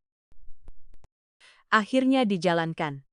Arif Pradana meletakkan telepon sambil merasakan darah dingin mengalir di tubuhnya. Pak, ada apa? Tanya Laras Widyaningrum. Ketika melihat wajahnya tiba-tiba pucat, Bapak seperti melihat hantu. Tetap di sini, Kak Laras. Perintah Arif Prana dengan suara tegang. Jangan keluar dari dapur, tolong. Ia langsung berlari menuju ruang depan rumah. Langkahnya menggema cepat di atas lantai marmer, tetapi ia terlambat. Pintu utama rumah sudah terbuka lebar. Cahaya biru dan merah dari mobil polisi berputar-putar di luar rumah, menciptakan bayangan keras yang menari. Di dinding rumah mewah itu mencemari kehangatan rumah dengan warna darurat dan bahaya. Di ambang pintu berdiri Bu Ratna Kartika, seperti patung balas dendam. Ia mengenakan jubah sutra hitam sambil memegang sapu tangan rendah di dekat hidung. Berpura-pura menangis, meskipun matanya tetap kering dan dingin penuh perhitungan. Di depan dirinya berdiri dua polisi, berseragam dengan wajah serius, yang mendengarkan semua ucapannya. Ini benar-benar keterlaluan, Bu Ratna Kartika, dengan sandiwara sempurna. Kalung itu satu-satunya peninggalan terakhir putri saya yang sudah meninggal. Kalung safir dan berlian yang sangat berharga. Dan hilang. Hari ini, tepat hari ini. Bu Ratna, apa yang sebenarnya ibu lakukan? Bin Arif Pradana sambil masuk ke ruang depan dengan napas berat. Ia berdiri di antara ibu mertuanya dan para polisi. Pak polisi, tidak ada apapun di sini. Ini hanya masalah keluarga. Singsa. Polisi yang lebih tinggi. Besar dengan papa, nama mengilap di bawah lampu gantung rumah. Melangkah maju, tanpa takut pada jas mahal atau aura. Kuasa Arif Pradana.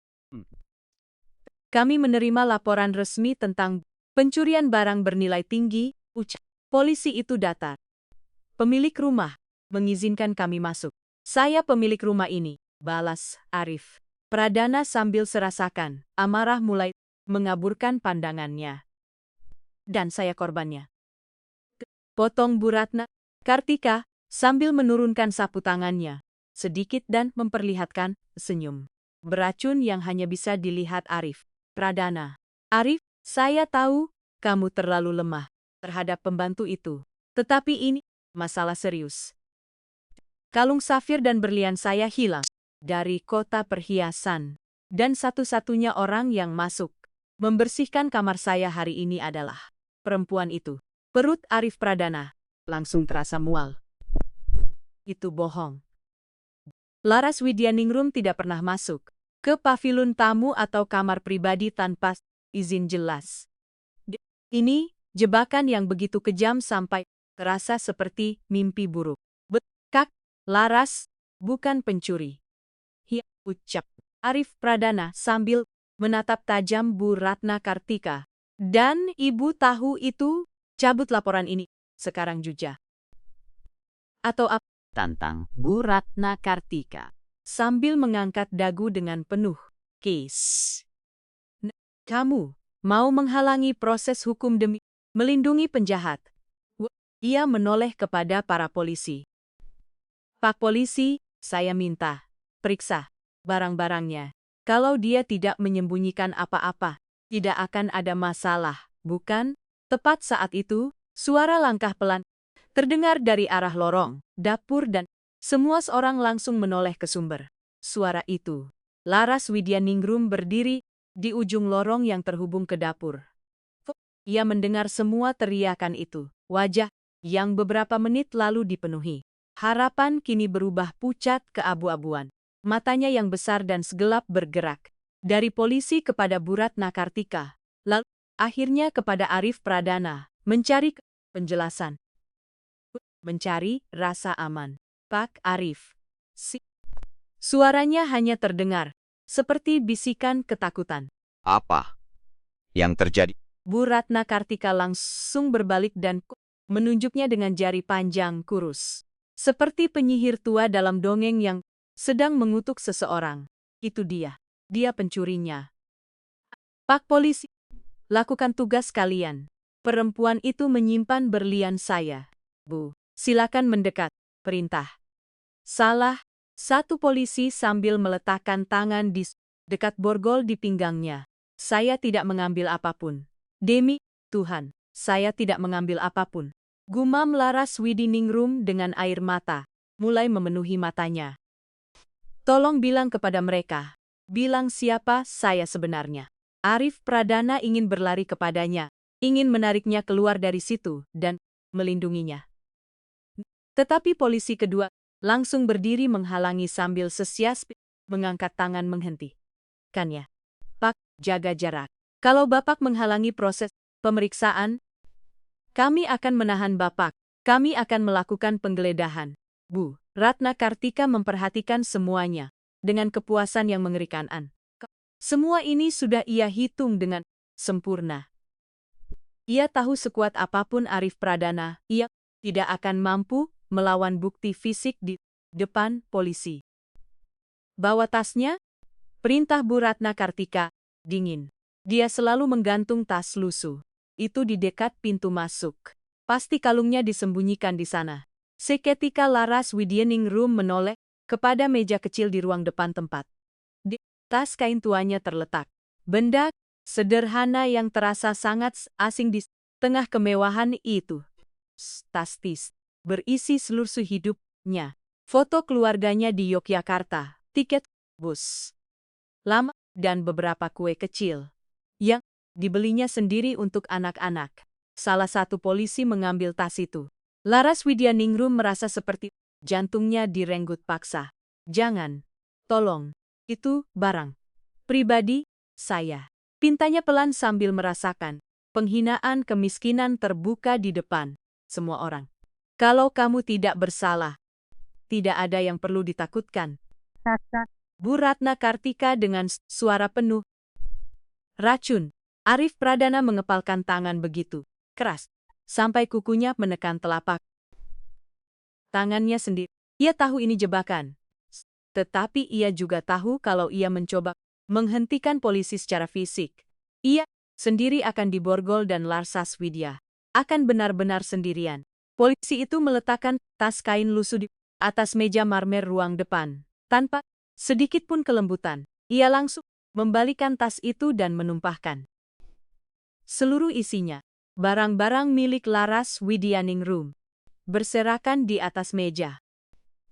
Tidak ada barang mewah, hanya sisir plastik warna merah muda, tasbih kayu, murah, dompet kecil bersisi, beberapa uang Rp100, sebungkus, biskuit yang tinggal setengah, dan foto ibunya yang sudah kusut.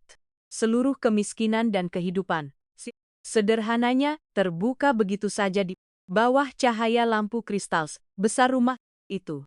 Laras Widyaningrum terseduh sambil menutup mulut dengan kedua tangannya.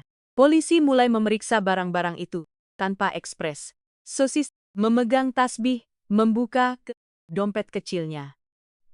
Tidak ada apapun di sini, Bu, kata polisi itu sambil memandang Bu Ratna Kartika dengan sedikit curiga.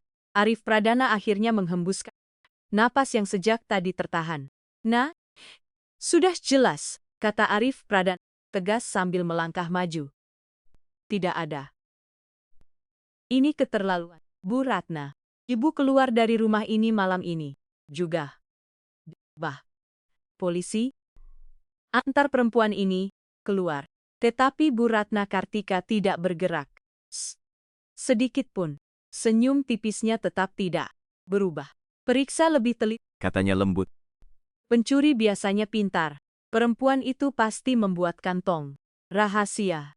Polisi itu mengerutkan dahi. Tetap menuruti permintaan itu. Ia mengambil kembali tas kain milik Laras Widyaningrum lalu meraba bagian bawahnya. Tiba-tiba ia merasakan sesuatu. Mata Laras Widyaningrum langsung membesar karena ketakutan. Ia tidak pernah menjahit kantong rahasia apapun.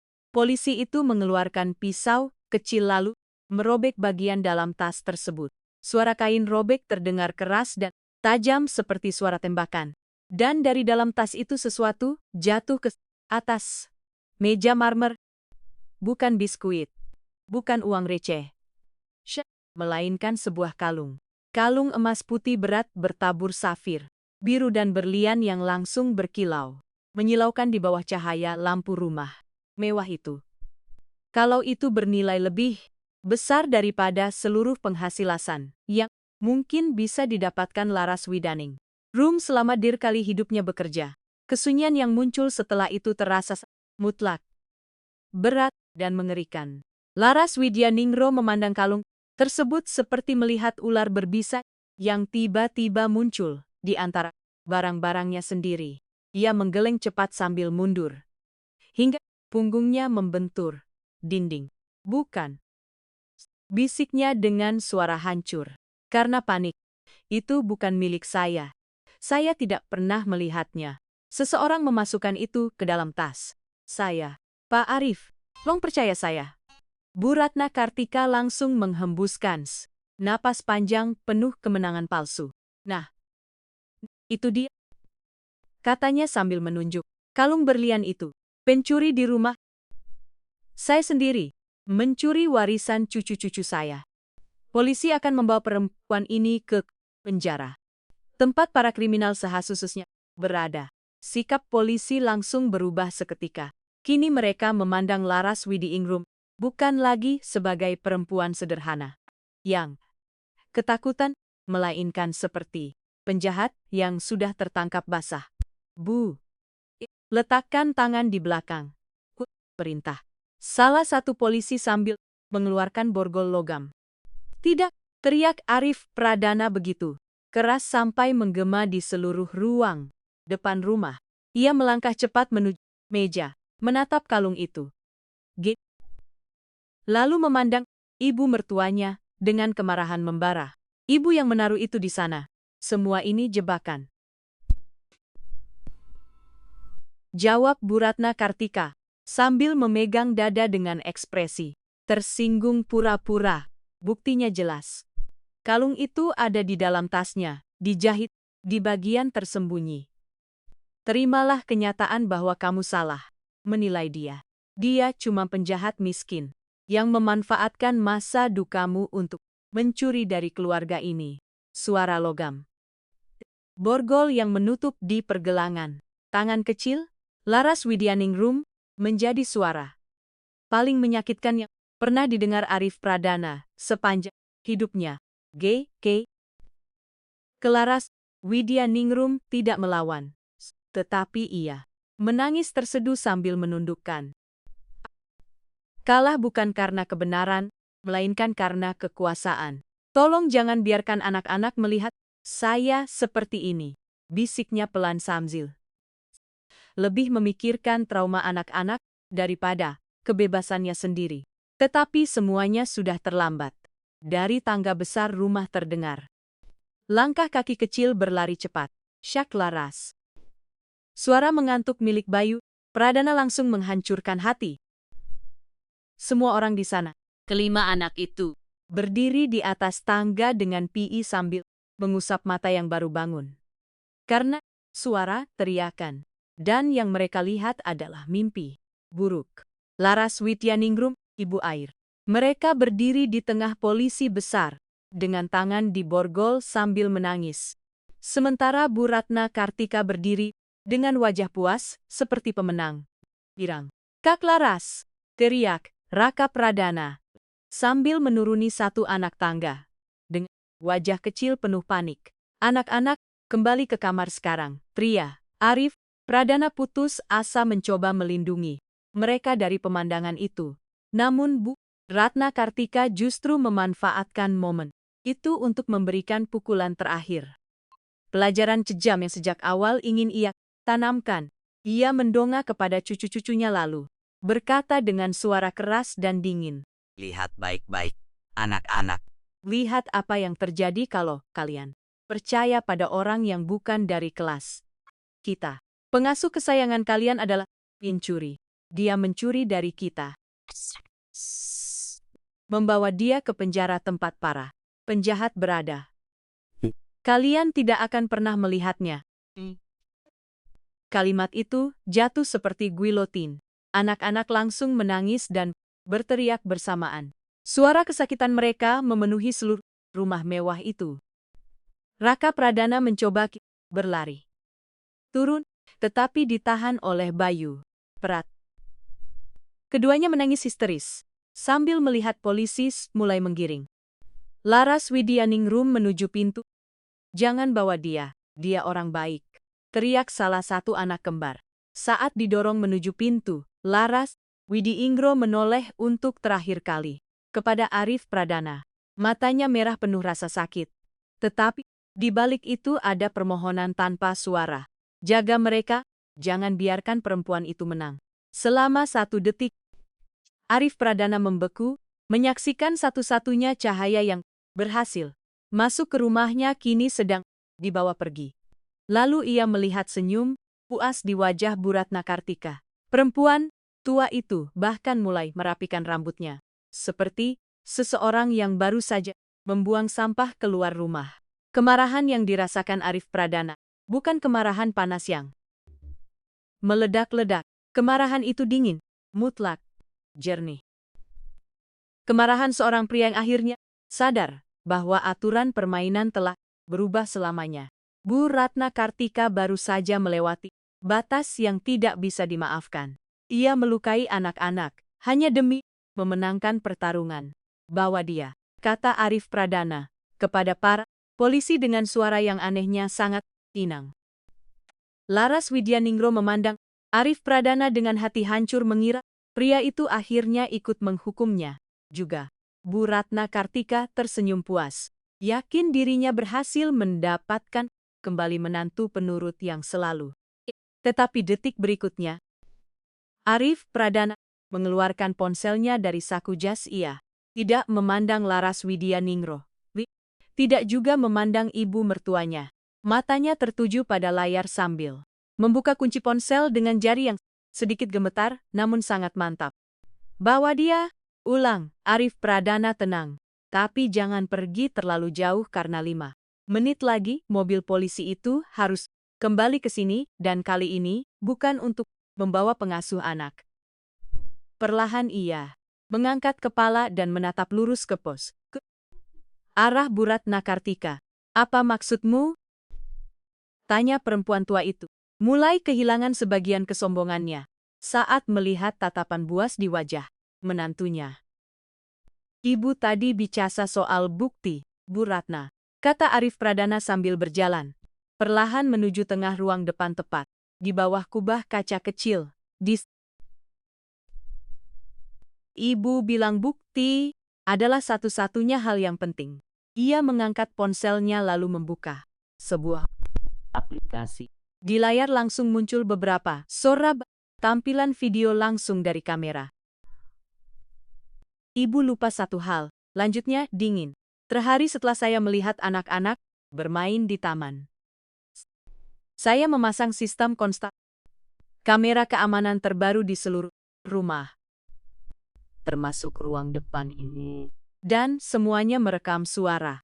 Warna wajah Bu Ratna Kartika langsung menghilang begitu cepat sampai ia tampak. Arif Pradana memutar layar ponselnya ke arah para polisi yang masih berdiri dekat pintu sambil menahan Laras Widyaningro. Pak Polis, tunggu sebentar. Sebelum membawa perempuan tidak bersalah, ini, saya rasa kalian perlu melihat bagaimana kalung itu sebenarnya masuk ke dalam tas. Waktu terasa melambat di ruang depan. Para polisi yang beberapa detik lalu bergerak otomatis seperti biasa kini mendadak dia membeku. Tangan salah satu polisi masih berada di bahu Laras Widyaningro. Tetapi langkah mereka tidak bergerak lagi. Bu Ratna Kartika tertawa kecil dengan suara tegang dan aneh yang memantul di dinding tinggi rumah. Kamera ulangnya sambil berusaha mempertahankan sikap anggun seorang sosialita. Walaupun tangan yang menggenggam sapu tangan Renda mulai bergetar. Arif, hentikan omong kosong ini. Kamu stres. Tidak pernah ada kamera di ruang depan. Saya lebih mengenal rumah ini daripada kamu. Dulu mungkin begitu. Bu, potong Arif Pradana sambil berjalan mendekati mereka dengan langkah lambat seperti pemangsa. Tapi sekarang, ibu tidak mengenal lagi. Seperti apa saya ketika harus melindungi anak-anak. Ia berhenti tepat di depan para polisi, lalu menyodorkan ponselnya. Lihat. Polisi yang lebih muda langsung melepaskan pegangan dari lengan Laras Widyaningro dan membungkuk melihat layar. Polisi yang lebih tua ikut mendekat. Laras Widyaningro dengan tangan masih diborgol oleh logam dingin ikut menegangkan tubuh sambil menahan napas dan berdoa dalam hati agar benda kecil di tangan Arif Pradana itu menyimpan kebenaran yang tidak mampu dibuktikan oleh kata-katanya sendiri. Video di layar mulai diputar. Di pojok kanan atas terlihat tanggal dan waktu pukul 15 sore hari itu juga. Rekaman memperlihatkan ruang depan rumah dalam keadaan kosong dan sunyi. Kemudian sebuah sosok masuk ke dalam. Sosok itu tidak berjalan dengan elegan, seperti biasanya di depan umum. Ia bergerak diam-diam sambil melihat ke kanan dan kiri dengan gugup. Itu adalah Bu Ratna Kartika. Kamera kecil yang tersembunyi di bingkai langit-langit merekam semuanya dengan kejernihan yang kejam. Dalam video itu, Bu Ratna Kartika berhenti tepat di depan meja tempat tas kain milik Laras Wedding Room berada. Ia melirik ke arah dapur, memastikan pengasuh muda itu sedang sibuk. Kemudian, dengan gerakan cepat yang tampak sangat terlatih, ia memasukkan tangan ke saku dalam jubah sutranya. Para polisi menatap layar tanpa berkedip ketika melihat Bu Ratna Kartika mengeluarkan kalung safir dan berlian. Itu. Mereka juga melihat bagaimana perempuan tua itu tidak sekedar memasukkan kalung ke dalam tas. Mereka melihat dirinya mengeluarkan sebuah pas kikir kuku kecil dari saku lainnya. Dalam rekaman itu terlihat jelas bagaimana Bu Ratna Kartika merobek bagian dalam tas kain milik Laras Wedding Room lalu memaksa kalung berlian itu masuk jauh ke dasar tas agar terlihat seperti tempat persembunyian yang sengaja dibuat. Setelah selesai, Vision tua dalam video itu tersenyum. Senyum buruk penuh racun dan niat jahat. Murni. Lalu ia merapikan jubah sutranya dan pergi dari layar secepat saat ia datang. Arif Pradana menghentikan video tepat di momen senyum mengerikan itu muncul. Ia perlahan mengangkat wajah dari layar ponselnya, lalu memandang para polisi. Nah, itu dia. Ucap Arif Pradana dengan suara bergetar karena amarah yang ditahan. Pelanggaran privasi, manipulasi barang bukti, dan pencemaran nama baik. Semua lengkap dalam Palatisa Mata Detik video. Kesunyian setelah itu terasa seperti petir yang baru saja menyambar ruangan. Polisi bertubuh besar yang tadi memborgol Laras Wedding Room perlahan mengangkat wajahnya dan menatap tajam Bu Ratna Kartika. Ekspresinya berubah total. Rasa hormat kepada sosialita kaya itu lenyap sepenuhnya dan digantikan oleh Pims jijik. Seorang polisi yang sadar dirinya baru saja diperalat dalam permainan kotor. Bu, ucap polisi itu dengan suara berat. Bu Ratna Kartika mundur sampai tubuhnya menabrak meja marmer. Wajahnya hancur pucat seperti lilin. Topeng nenek penuh perhatian yang selama ini dipakainya akhirnya jatuh dan memperlihatkan ketakutan telanjang di baliknya. Itu palsu. Teriaknya sambil menunjuk ponsel dengan jari gemetar. Itu rekayasa. Sekarang video bisa dibuat dengan komputer. Menantu saya membenci saya. Dia mau mengambil harta saya. Dia mengedit video itu. Video itu tersimpan otomatis di cloud secara langsung. Bu Ratna. Potong Arif Pradana tanpa belas kasihan. Ada penanda waktu resmi. Tidak ada rekayasa, yang ada hanya ibu dan racun dalam diri. Ibu. Polisi yang lebih tua menghembuskan napas panjang, lalu mengeluarkan kunci kecil dari sabuknya dan berbalik kepada Laras Wedding Room. Maafkan kami, Mbak. Ucap polis itu dengan rasa bersalah yang nyata. Kami terlalu cepat mengambil kesimpulan. Dengan suara klik lembut, borgol di tangan Laras Wedding Room akhirnya terbuka. Perempuan muda itu langsung menghembuskan pas yang sejak tadi tertahan di dadanya dalam isakan kecil. Tangannya jatuh lemas di samping tubuh dan ia mengusap pergelangan tangannya yang memerah. Namun, rasa sakit fisik itu tidak ada. Artinya dibanding kelegaan besar yang membanjiri dadanya. Arif Pradana tidak menunggu 1 detik pun. Begitu borgol itu lepas, ia langsung berjalan cepat mendekati Laras Wedding Room. Ia tidak peduli pada polisi maupun tatapan penuh racun dari ibu mertuanya. Ia menggenggam kedua tangan perempuan. Itu erat-erat dengan tangan besarnya, yang memeluk tangan dingin. Ya, masih gemetar. Maafkan, bisik Arif Pradana, sambil menatap matanya begitu dalam, sampai seluruh dunia seolah menghilang. Maaf karena membiarkan semuanya sejauh ini. Saya seharusnya tidak pernah membiarkan perempuan itu masuk ke hidup kita. Laras Widyaningro mengangkat wajahnya perlahan dengan mata penuh air mata. Dan untuk pertama kalinya ia benar-benar melihat pria di balik jas mahal itu. Melihat pelindungnya. Bapak yang menyelamatkan saya, jawabnya lirih. Saya selalu percaya pada Kak Laras, kata Arif Pradana. Sejak saya melihat bagaimana anak-anak memandang Kak Laras, Saya tahu siapa. Kak Laras sebenarnya, dan saya tahu siapa dia. Dari atas tangga besar rumah terdengar teriakan yang memecahkan keheningan emosional itu.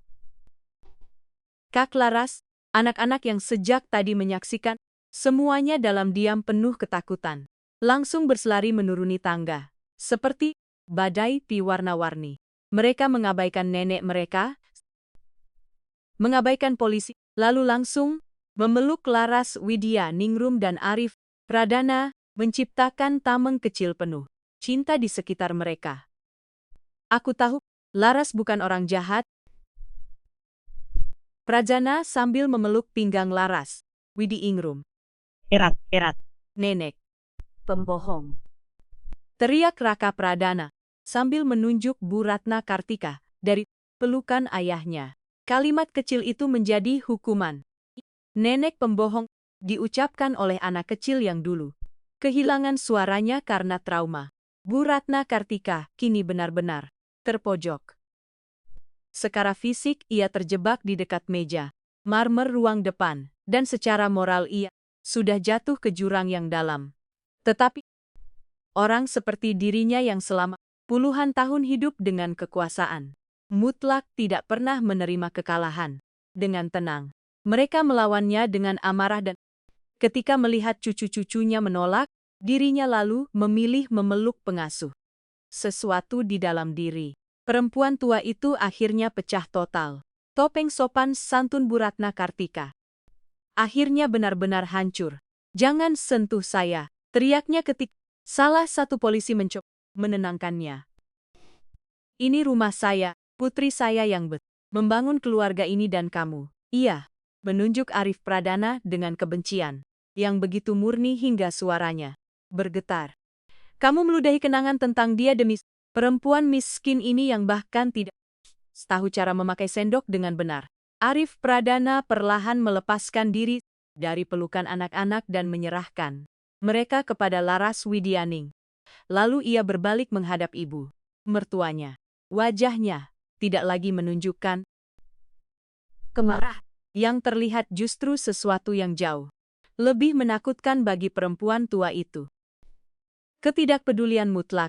Istri saya, ucap Arif Pradana dengan suara sedingin es, akan muntah karena malu jika melihat ibu hari ini. Dia mencintai anak-anak ini.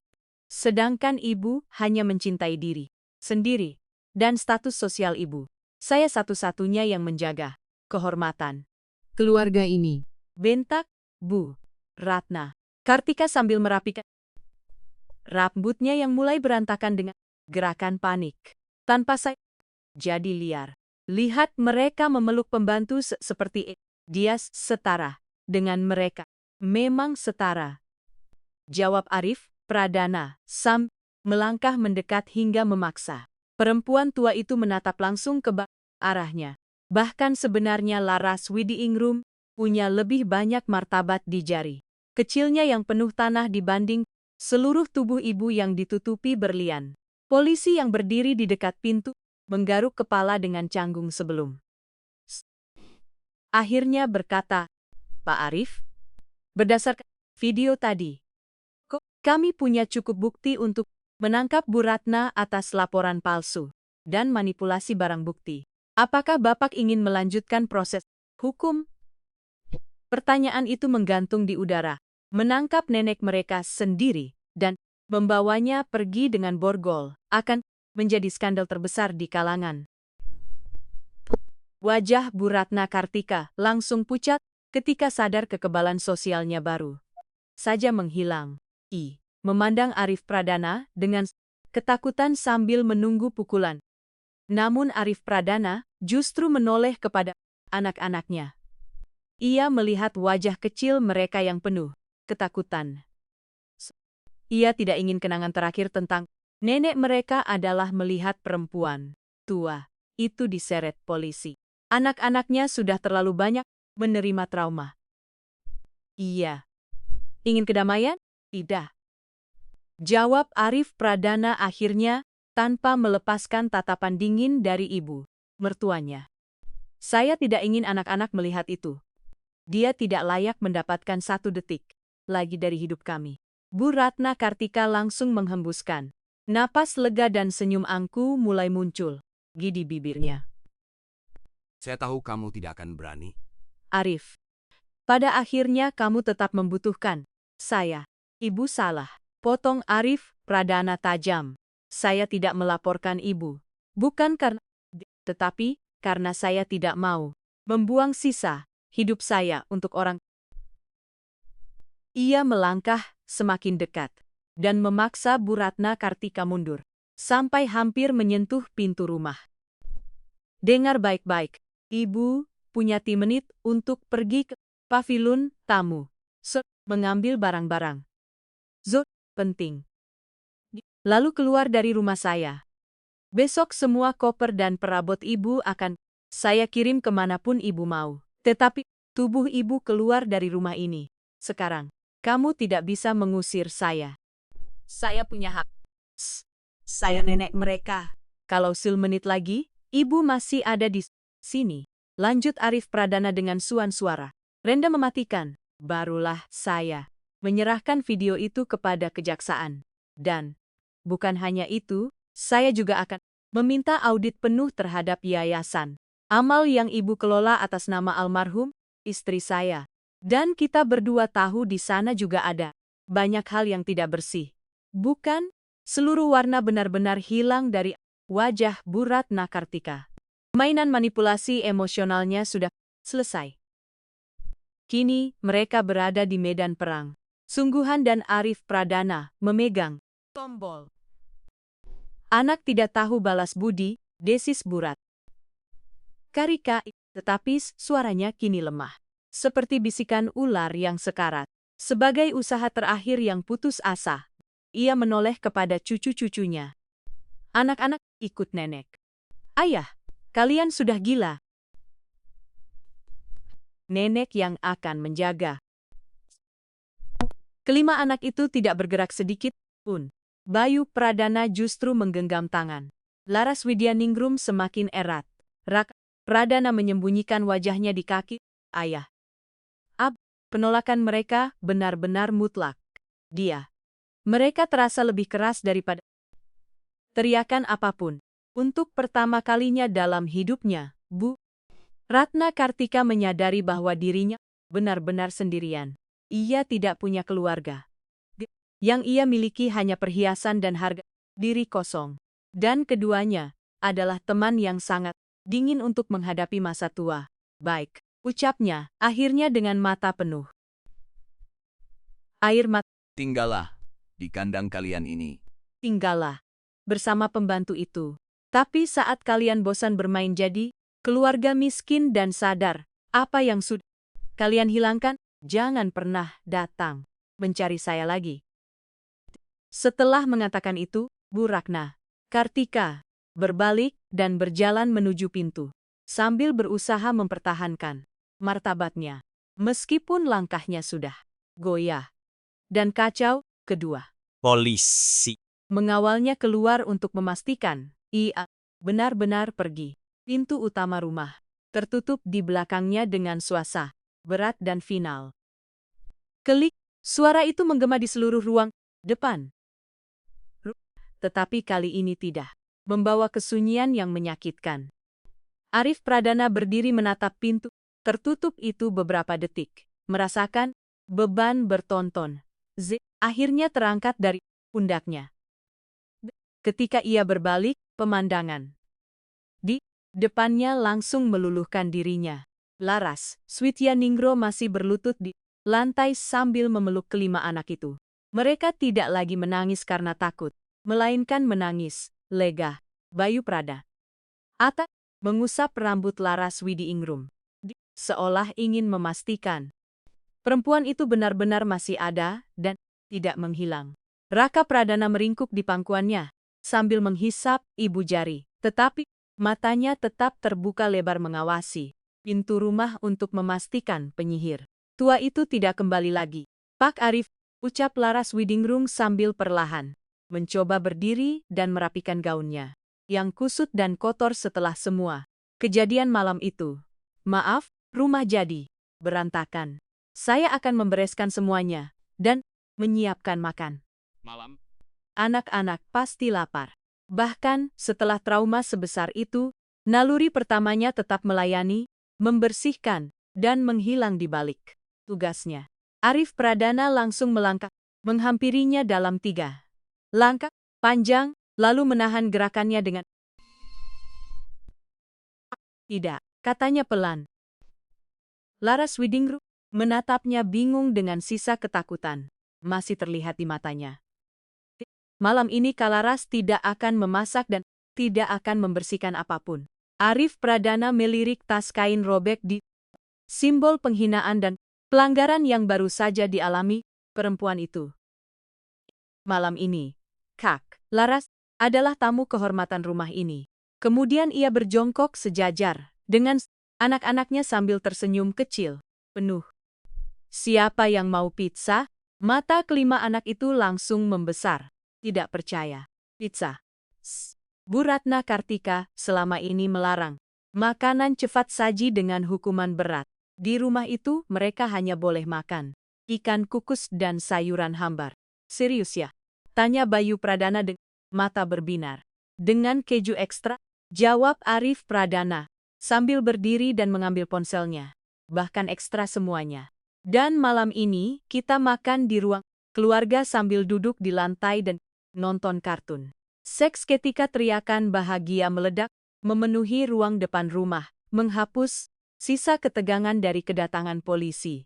Beberapa menit sebelumnya, malam itu, rumah besar yang selama bertahun-tahun dipenuhi kesunyian, akhirnya benar-benar mati sebagai makam dan lahir kembali sebagai rumah. Ruang keluarga dengan sofa kulit Italia mahal yang dulu tidak boleh disentuh kini berubah menjadi Tempat berkemah kecil. kotak-kotak pizza berminyak memenuhi meja kaca kristal. Berpindah dari tangan ke tangan. Satu lagi larangan lama yang akhirnya dihancurkan. Televisi raksasa yang biasanya hanya menampilkan berita bisnis kini memancarkan warna-warni cerah kartun. Arif Pradana duduk di atas karpet Persia dengan dasi terlempar entah di mana, sambil makan pizza langsung dengan tangan. Ia memandang anak-anaknya, tertawa dengan mulut penuh makanan, mengotori pipi mereka dengan saus tomat, berebut potongan pepperoni terakhir, dan di tengah semua itu ada Laras Widyaningrum. Perempuan muda itu tertawa bersama mereka, tetapi sesekali matanya bertemu dengan mata Arif Pradana. Dan di dalam tatapan itu ada percakapan sunyi yang panjang. Terima kasih, kita aman. Ini nyata. Ketika anak-anak akhirnya tertidur, kelelahan, di atas satu sama lain seperti anak-anak hewan kecil yang kehabisan tenaga. Kedamaian mendalam.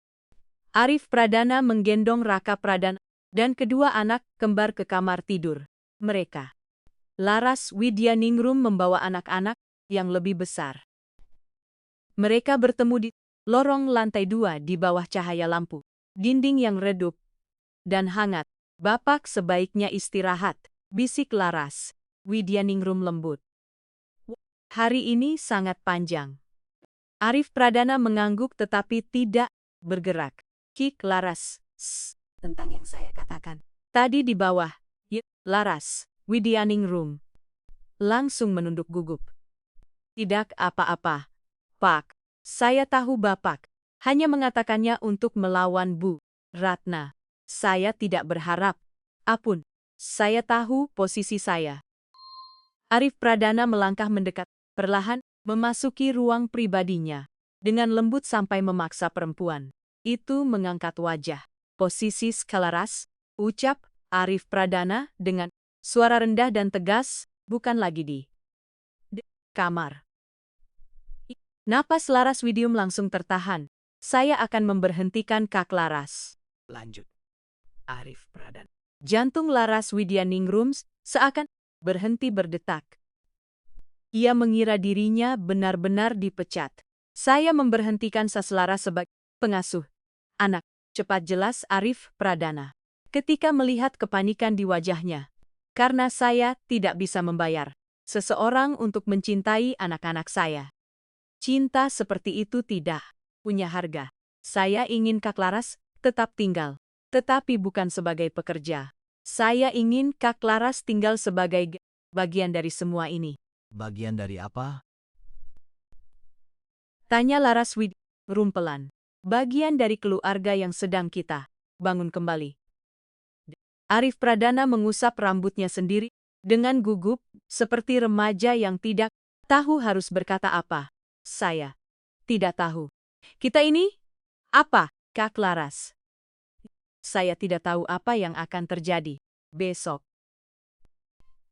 Tetapi saya tahu ketika melihat Kak Laras di borgol tadi malam, saya merasa hidup saya ikut direnggut.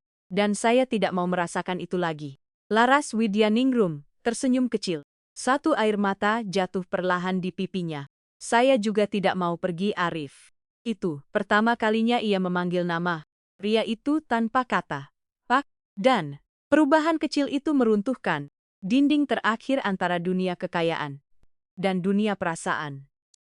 Arif Pradana menggenggam tangan perempuan itu lalu menciumnya perlahan. Bukan seperti pria dalam drama televisi, melainkan seperti seseorang yang akhirnya menemukan air setelah tersesat di gurun terlalu lama. Selamat malam Laras. Selamat malam, Arif. Matahari tropis bersinar terang seperti hari penuh kekacauan itu. Tetapi, semuanya kini sudah berbeda. Taman belakang rumah mewah di pondok, indah tidak lagi terlihat seperti halaman steril dari majalah arsitektur modern. Kini taman itu terlihat hidup. Ada rumah pohon kecil yang sedikit miring hasil buatan Arif Pradana dan Bayu Pradana. Dibangun lebih dengan semangat daripada kemampuan teknik. Ada gawang sepak bola dengan jaring robek, sepeda berserakan di rumput, dan suara kehidupan di mana-mana. Arif Pradana berdiri di dekat alat pemanggang dengan celemek bertuliskan Raja, bakar-bakar sambil membalik burger. Ia tidak lagi memakai jas mahal setiap akhir pekan. Kini ia memakai celana pendek dan kaos polo sederhana dan terlihat 6 tahun lebih muda. Lingkaran hitam di bawah matanya menghilang, digantikan garis-garis kecil di dekat mata. Tanda seseorang yang sering tertawa. Ayah, Raka nyemprot aku lagi. Salah satu anak kembar sambil berlari menghampiri. Itu pertahanan diri. Balas Raka Pradana yang kini di usia tahun sudah tidak bisa berhenti bicara 1 detik pun. Anak kecil itu berlari sambil membawa pistol air dan mengejar saudara-saudaranya dengan kemampuan strategi kecil yang luar biasa. Arif Pradana tertawa sambil membalik daging bakar di atas panggangan. Selesaikan di lapangan, teriaknya tanpa berhenti tersenyum. Pintu dapur terbuka dan Laras Widium. Ia mengenakan gaun musim panas, warna kuning sederhana yang membuat kulit sawo matangnya semakin bercahaya, dan rambut hitamnya terlihat indah di terpa angin sore di tangannya. Lagi selang air atau kain lap. Kali ini ia membawa nampan berisi limun dingin, dan di jari manisnya berkilau sebuah cincin, bukan berlian besar mencolok seperti yang disukai Bu Ratna Kartika dahulu. Cincin itu berhiaskan batu zamrud hijau. Hijau seperti harapan, hijau seperti taman tempat semuanya dimulai. Laras Widyaningrum berjalan mendekati Arif Pradana dan pria itu langsung meletakkan penjepit panggangan lalu merangkul pinggangnya dengan satu tangan. Sebelum mengekap pelipisnya singkat. Harumnya enak, bisik Laras Widyaningrum sambil menyandarkan kepala di bahu pria. Itu, harum rumah? Jawab Arif Pradana. Tiba-tiba suara mobil berhenti di depan. Gerbang menarik perhatian mereka. Tetapi, tidak ada lagi yang merasa takut atau panik. Itu hanya tukang pos. Ada kabar tentang dia? Tanya Laras Widyaningrum lirih, walaupun sebenarnya ia sudah tahu jawabannya. Arif Pradana menggeleng perlahan. Wajahnya sedikit serius, tetapi tidak lagi sedih. Pengacara bilang dia tinggal sendirian di apartemen kecil dekat Budu. Di Bali. Dia sudah 2 kali mencoba menuntut hak bertemu anak-anak lewat pengadilan. Tetapi hakim melihat video itu dan membaca laporan psikolog anak-anak. Laras Widyaningrum menoleh memandang anak-anak yang sedang bermain sambil sedih tertawa di taman. Sedih sekali, katanya pelan. Dia punya semua yang bisa dibeli uang, tetapi memilih menjadi miskin hati. Arif Pradana memeluknya lebih erat. Kita yang menang, bisiknya. Dia memilih harga diri. Kita memilih kebahagiaan. Makan. Teriak Laras Widyaningrum dan Arif Pradana bersamaan. Seketika 5 anak lapar langsung berlari menuju meja makan besar dari kayu yang sengaja dipasang Arif Pradana di bawah pergola taman. Tidak ada lagi keheningan canggung di rumah. Yang ada hanyalah suara ramai cerita sekolah. Lelucon buruk dari Bayu Pradana dan susu tumpah gara-gara Raka Pradana. Arif Pradana memandang semuanya dengan mata hangat. Ia teringat pria yang 1 tahun lalu duduk sendirian di mobil mewah sambil takut masuk ke rumahnya sendiri. Lalu ia melihat dirinya sekarang penuh asap bakaran. Dikelilingi suara ribut keluarga. Mencintai seorang perempuan yang mengajarinya bahwa kekayaan sejati tidak pernah ada di rekening bank. Ia mengangkat gelas limunnya tinggi-tinggi. Untuk sebuah toas, kata Arif Pradana, sambil tersenyum. Anak-anak langsung mengangkat gelas plastik mereka. Laras Widyaningrum juga ikut mengangkat gelasnya. Kita bersulang untuk apa, ya? Tanya Raka Pradana dengan suara kecil penuh rasa ingin tahu. Arif Pradana memandang Laras Widyaningrum, menatap matanya beberapa detik, lalu memandang anak-anaknya. Untuk air, jawabnya sambil tersenyum lembut. Untuk air yang membersihkan semuanya. Dan untuk perempuan yang membawa hujan. Kembali ke rumah ini. Hidup ibu air, teriak anak-anak. Bersamaan, Laras Widyaningrum tertawa dengan mata penuh air mata bahagia. Sementara, matahari tenggelam perlahan dan menyelimuti keluarga kecil itu. Dengan cahaya emas yang hangat dan sempurna. Dan kali ini tidak ada siapapun yang menutup keran kebahagiaan mereka lagi. Kebahagiaan akhirnya mengalir bebas. Anda bisa sampai di akhir cerita ini, karena ada sesuatu di hati Anda yang tersentuh. Mungkin rumah yang terlalu lama sunyi. Mungkin seseorang yang datang membawa hujan ketika hidup terasa kering. Tinggalkan tanda suka jika Anda percaya. Cinta sejati tidak mengenal kelas sosial. Dan sekarang ceritakan sesuatu. Apakah pernah ada seseorang seperti itu dalam hidup Anda? Seseorang yang sederhana, tanpa gelar, tanpa banyak uang, tetapi mengubah segalanya hanya dengan kehadiran dan cinta. Tulis di komentar nama orang itu dan Anda berasal dari mana. Terima kasih sudah menemani cerita ini. Jaga diri baik-baik dan sampai jumpa di cerita berikutnya. Amin.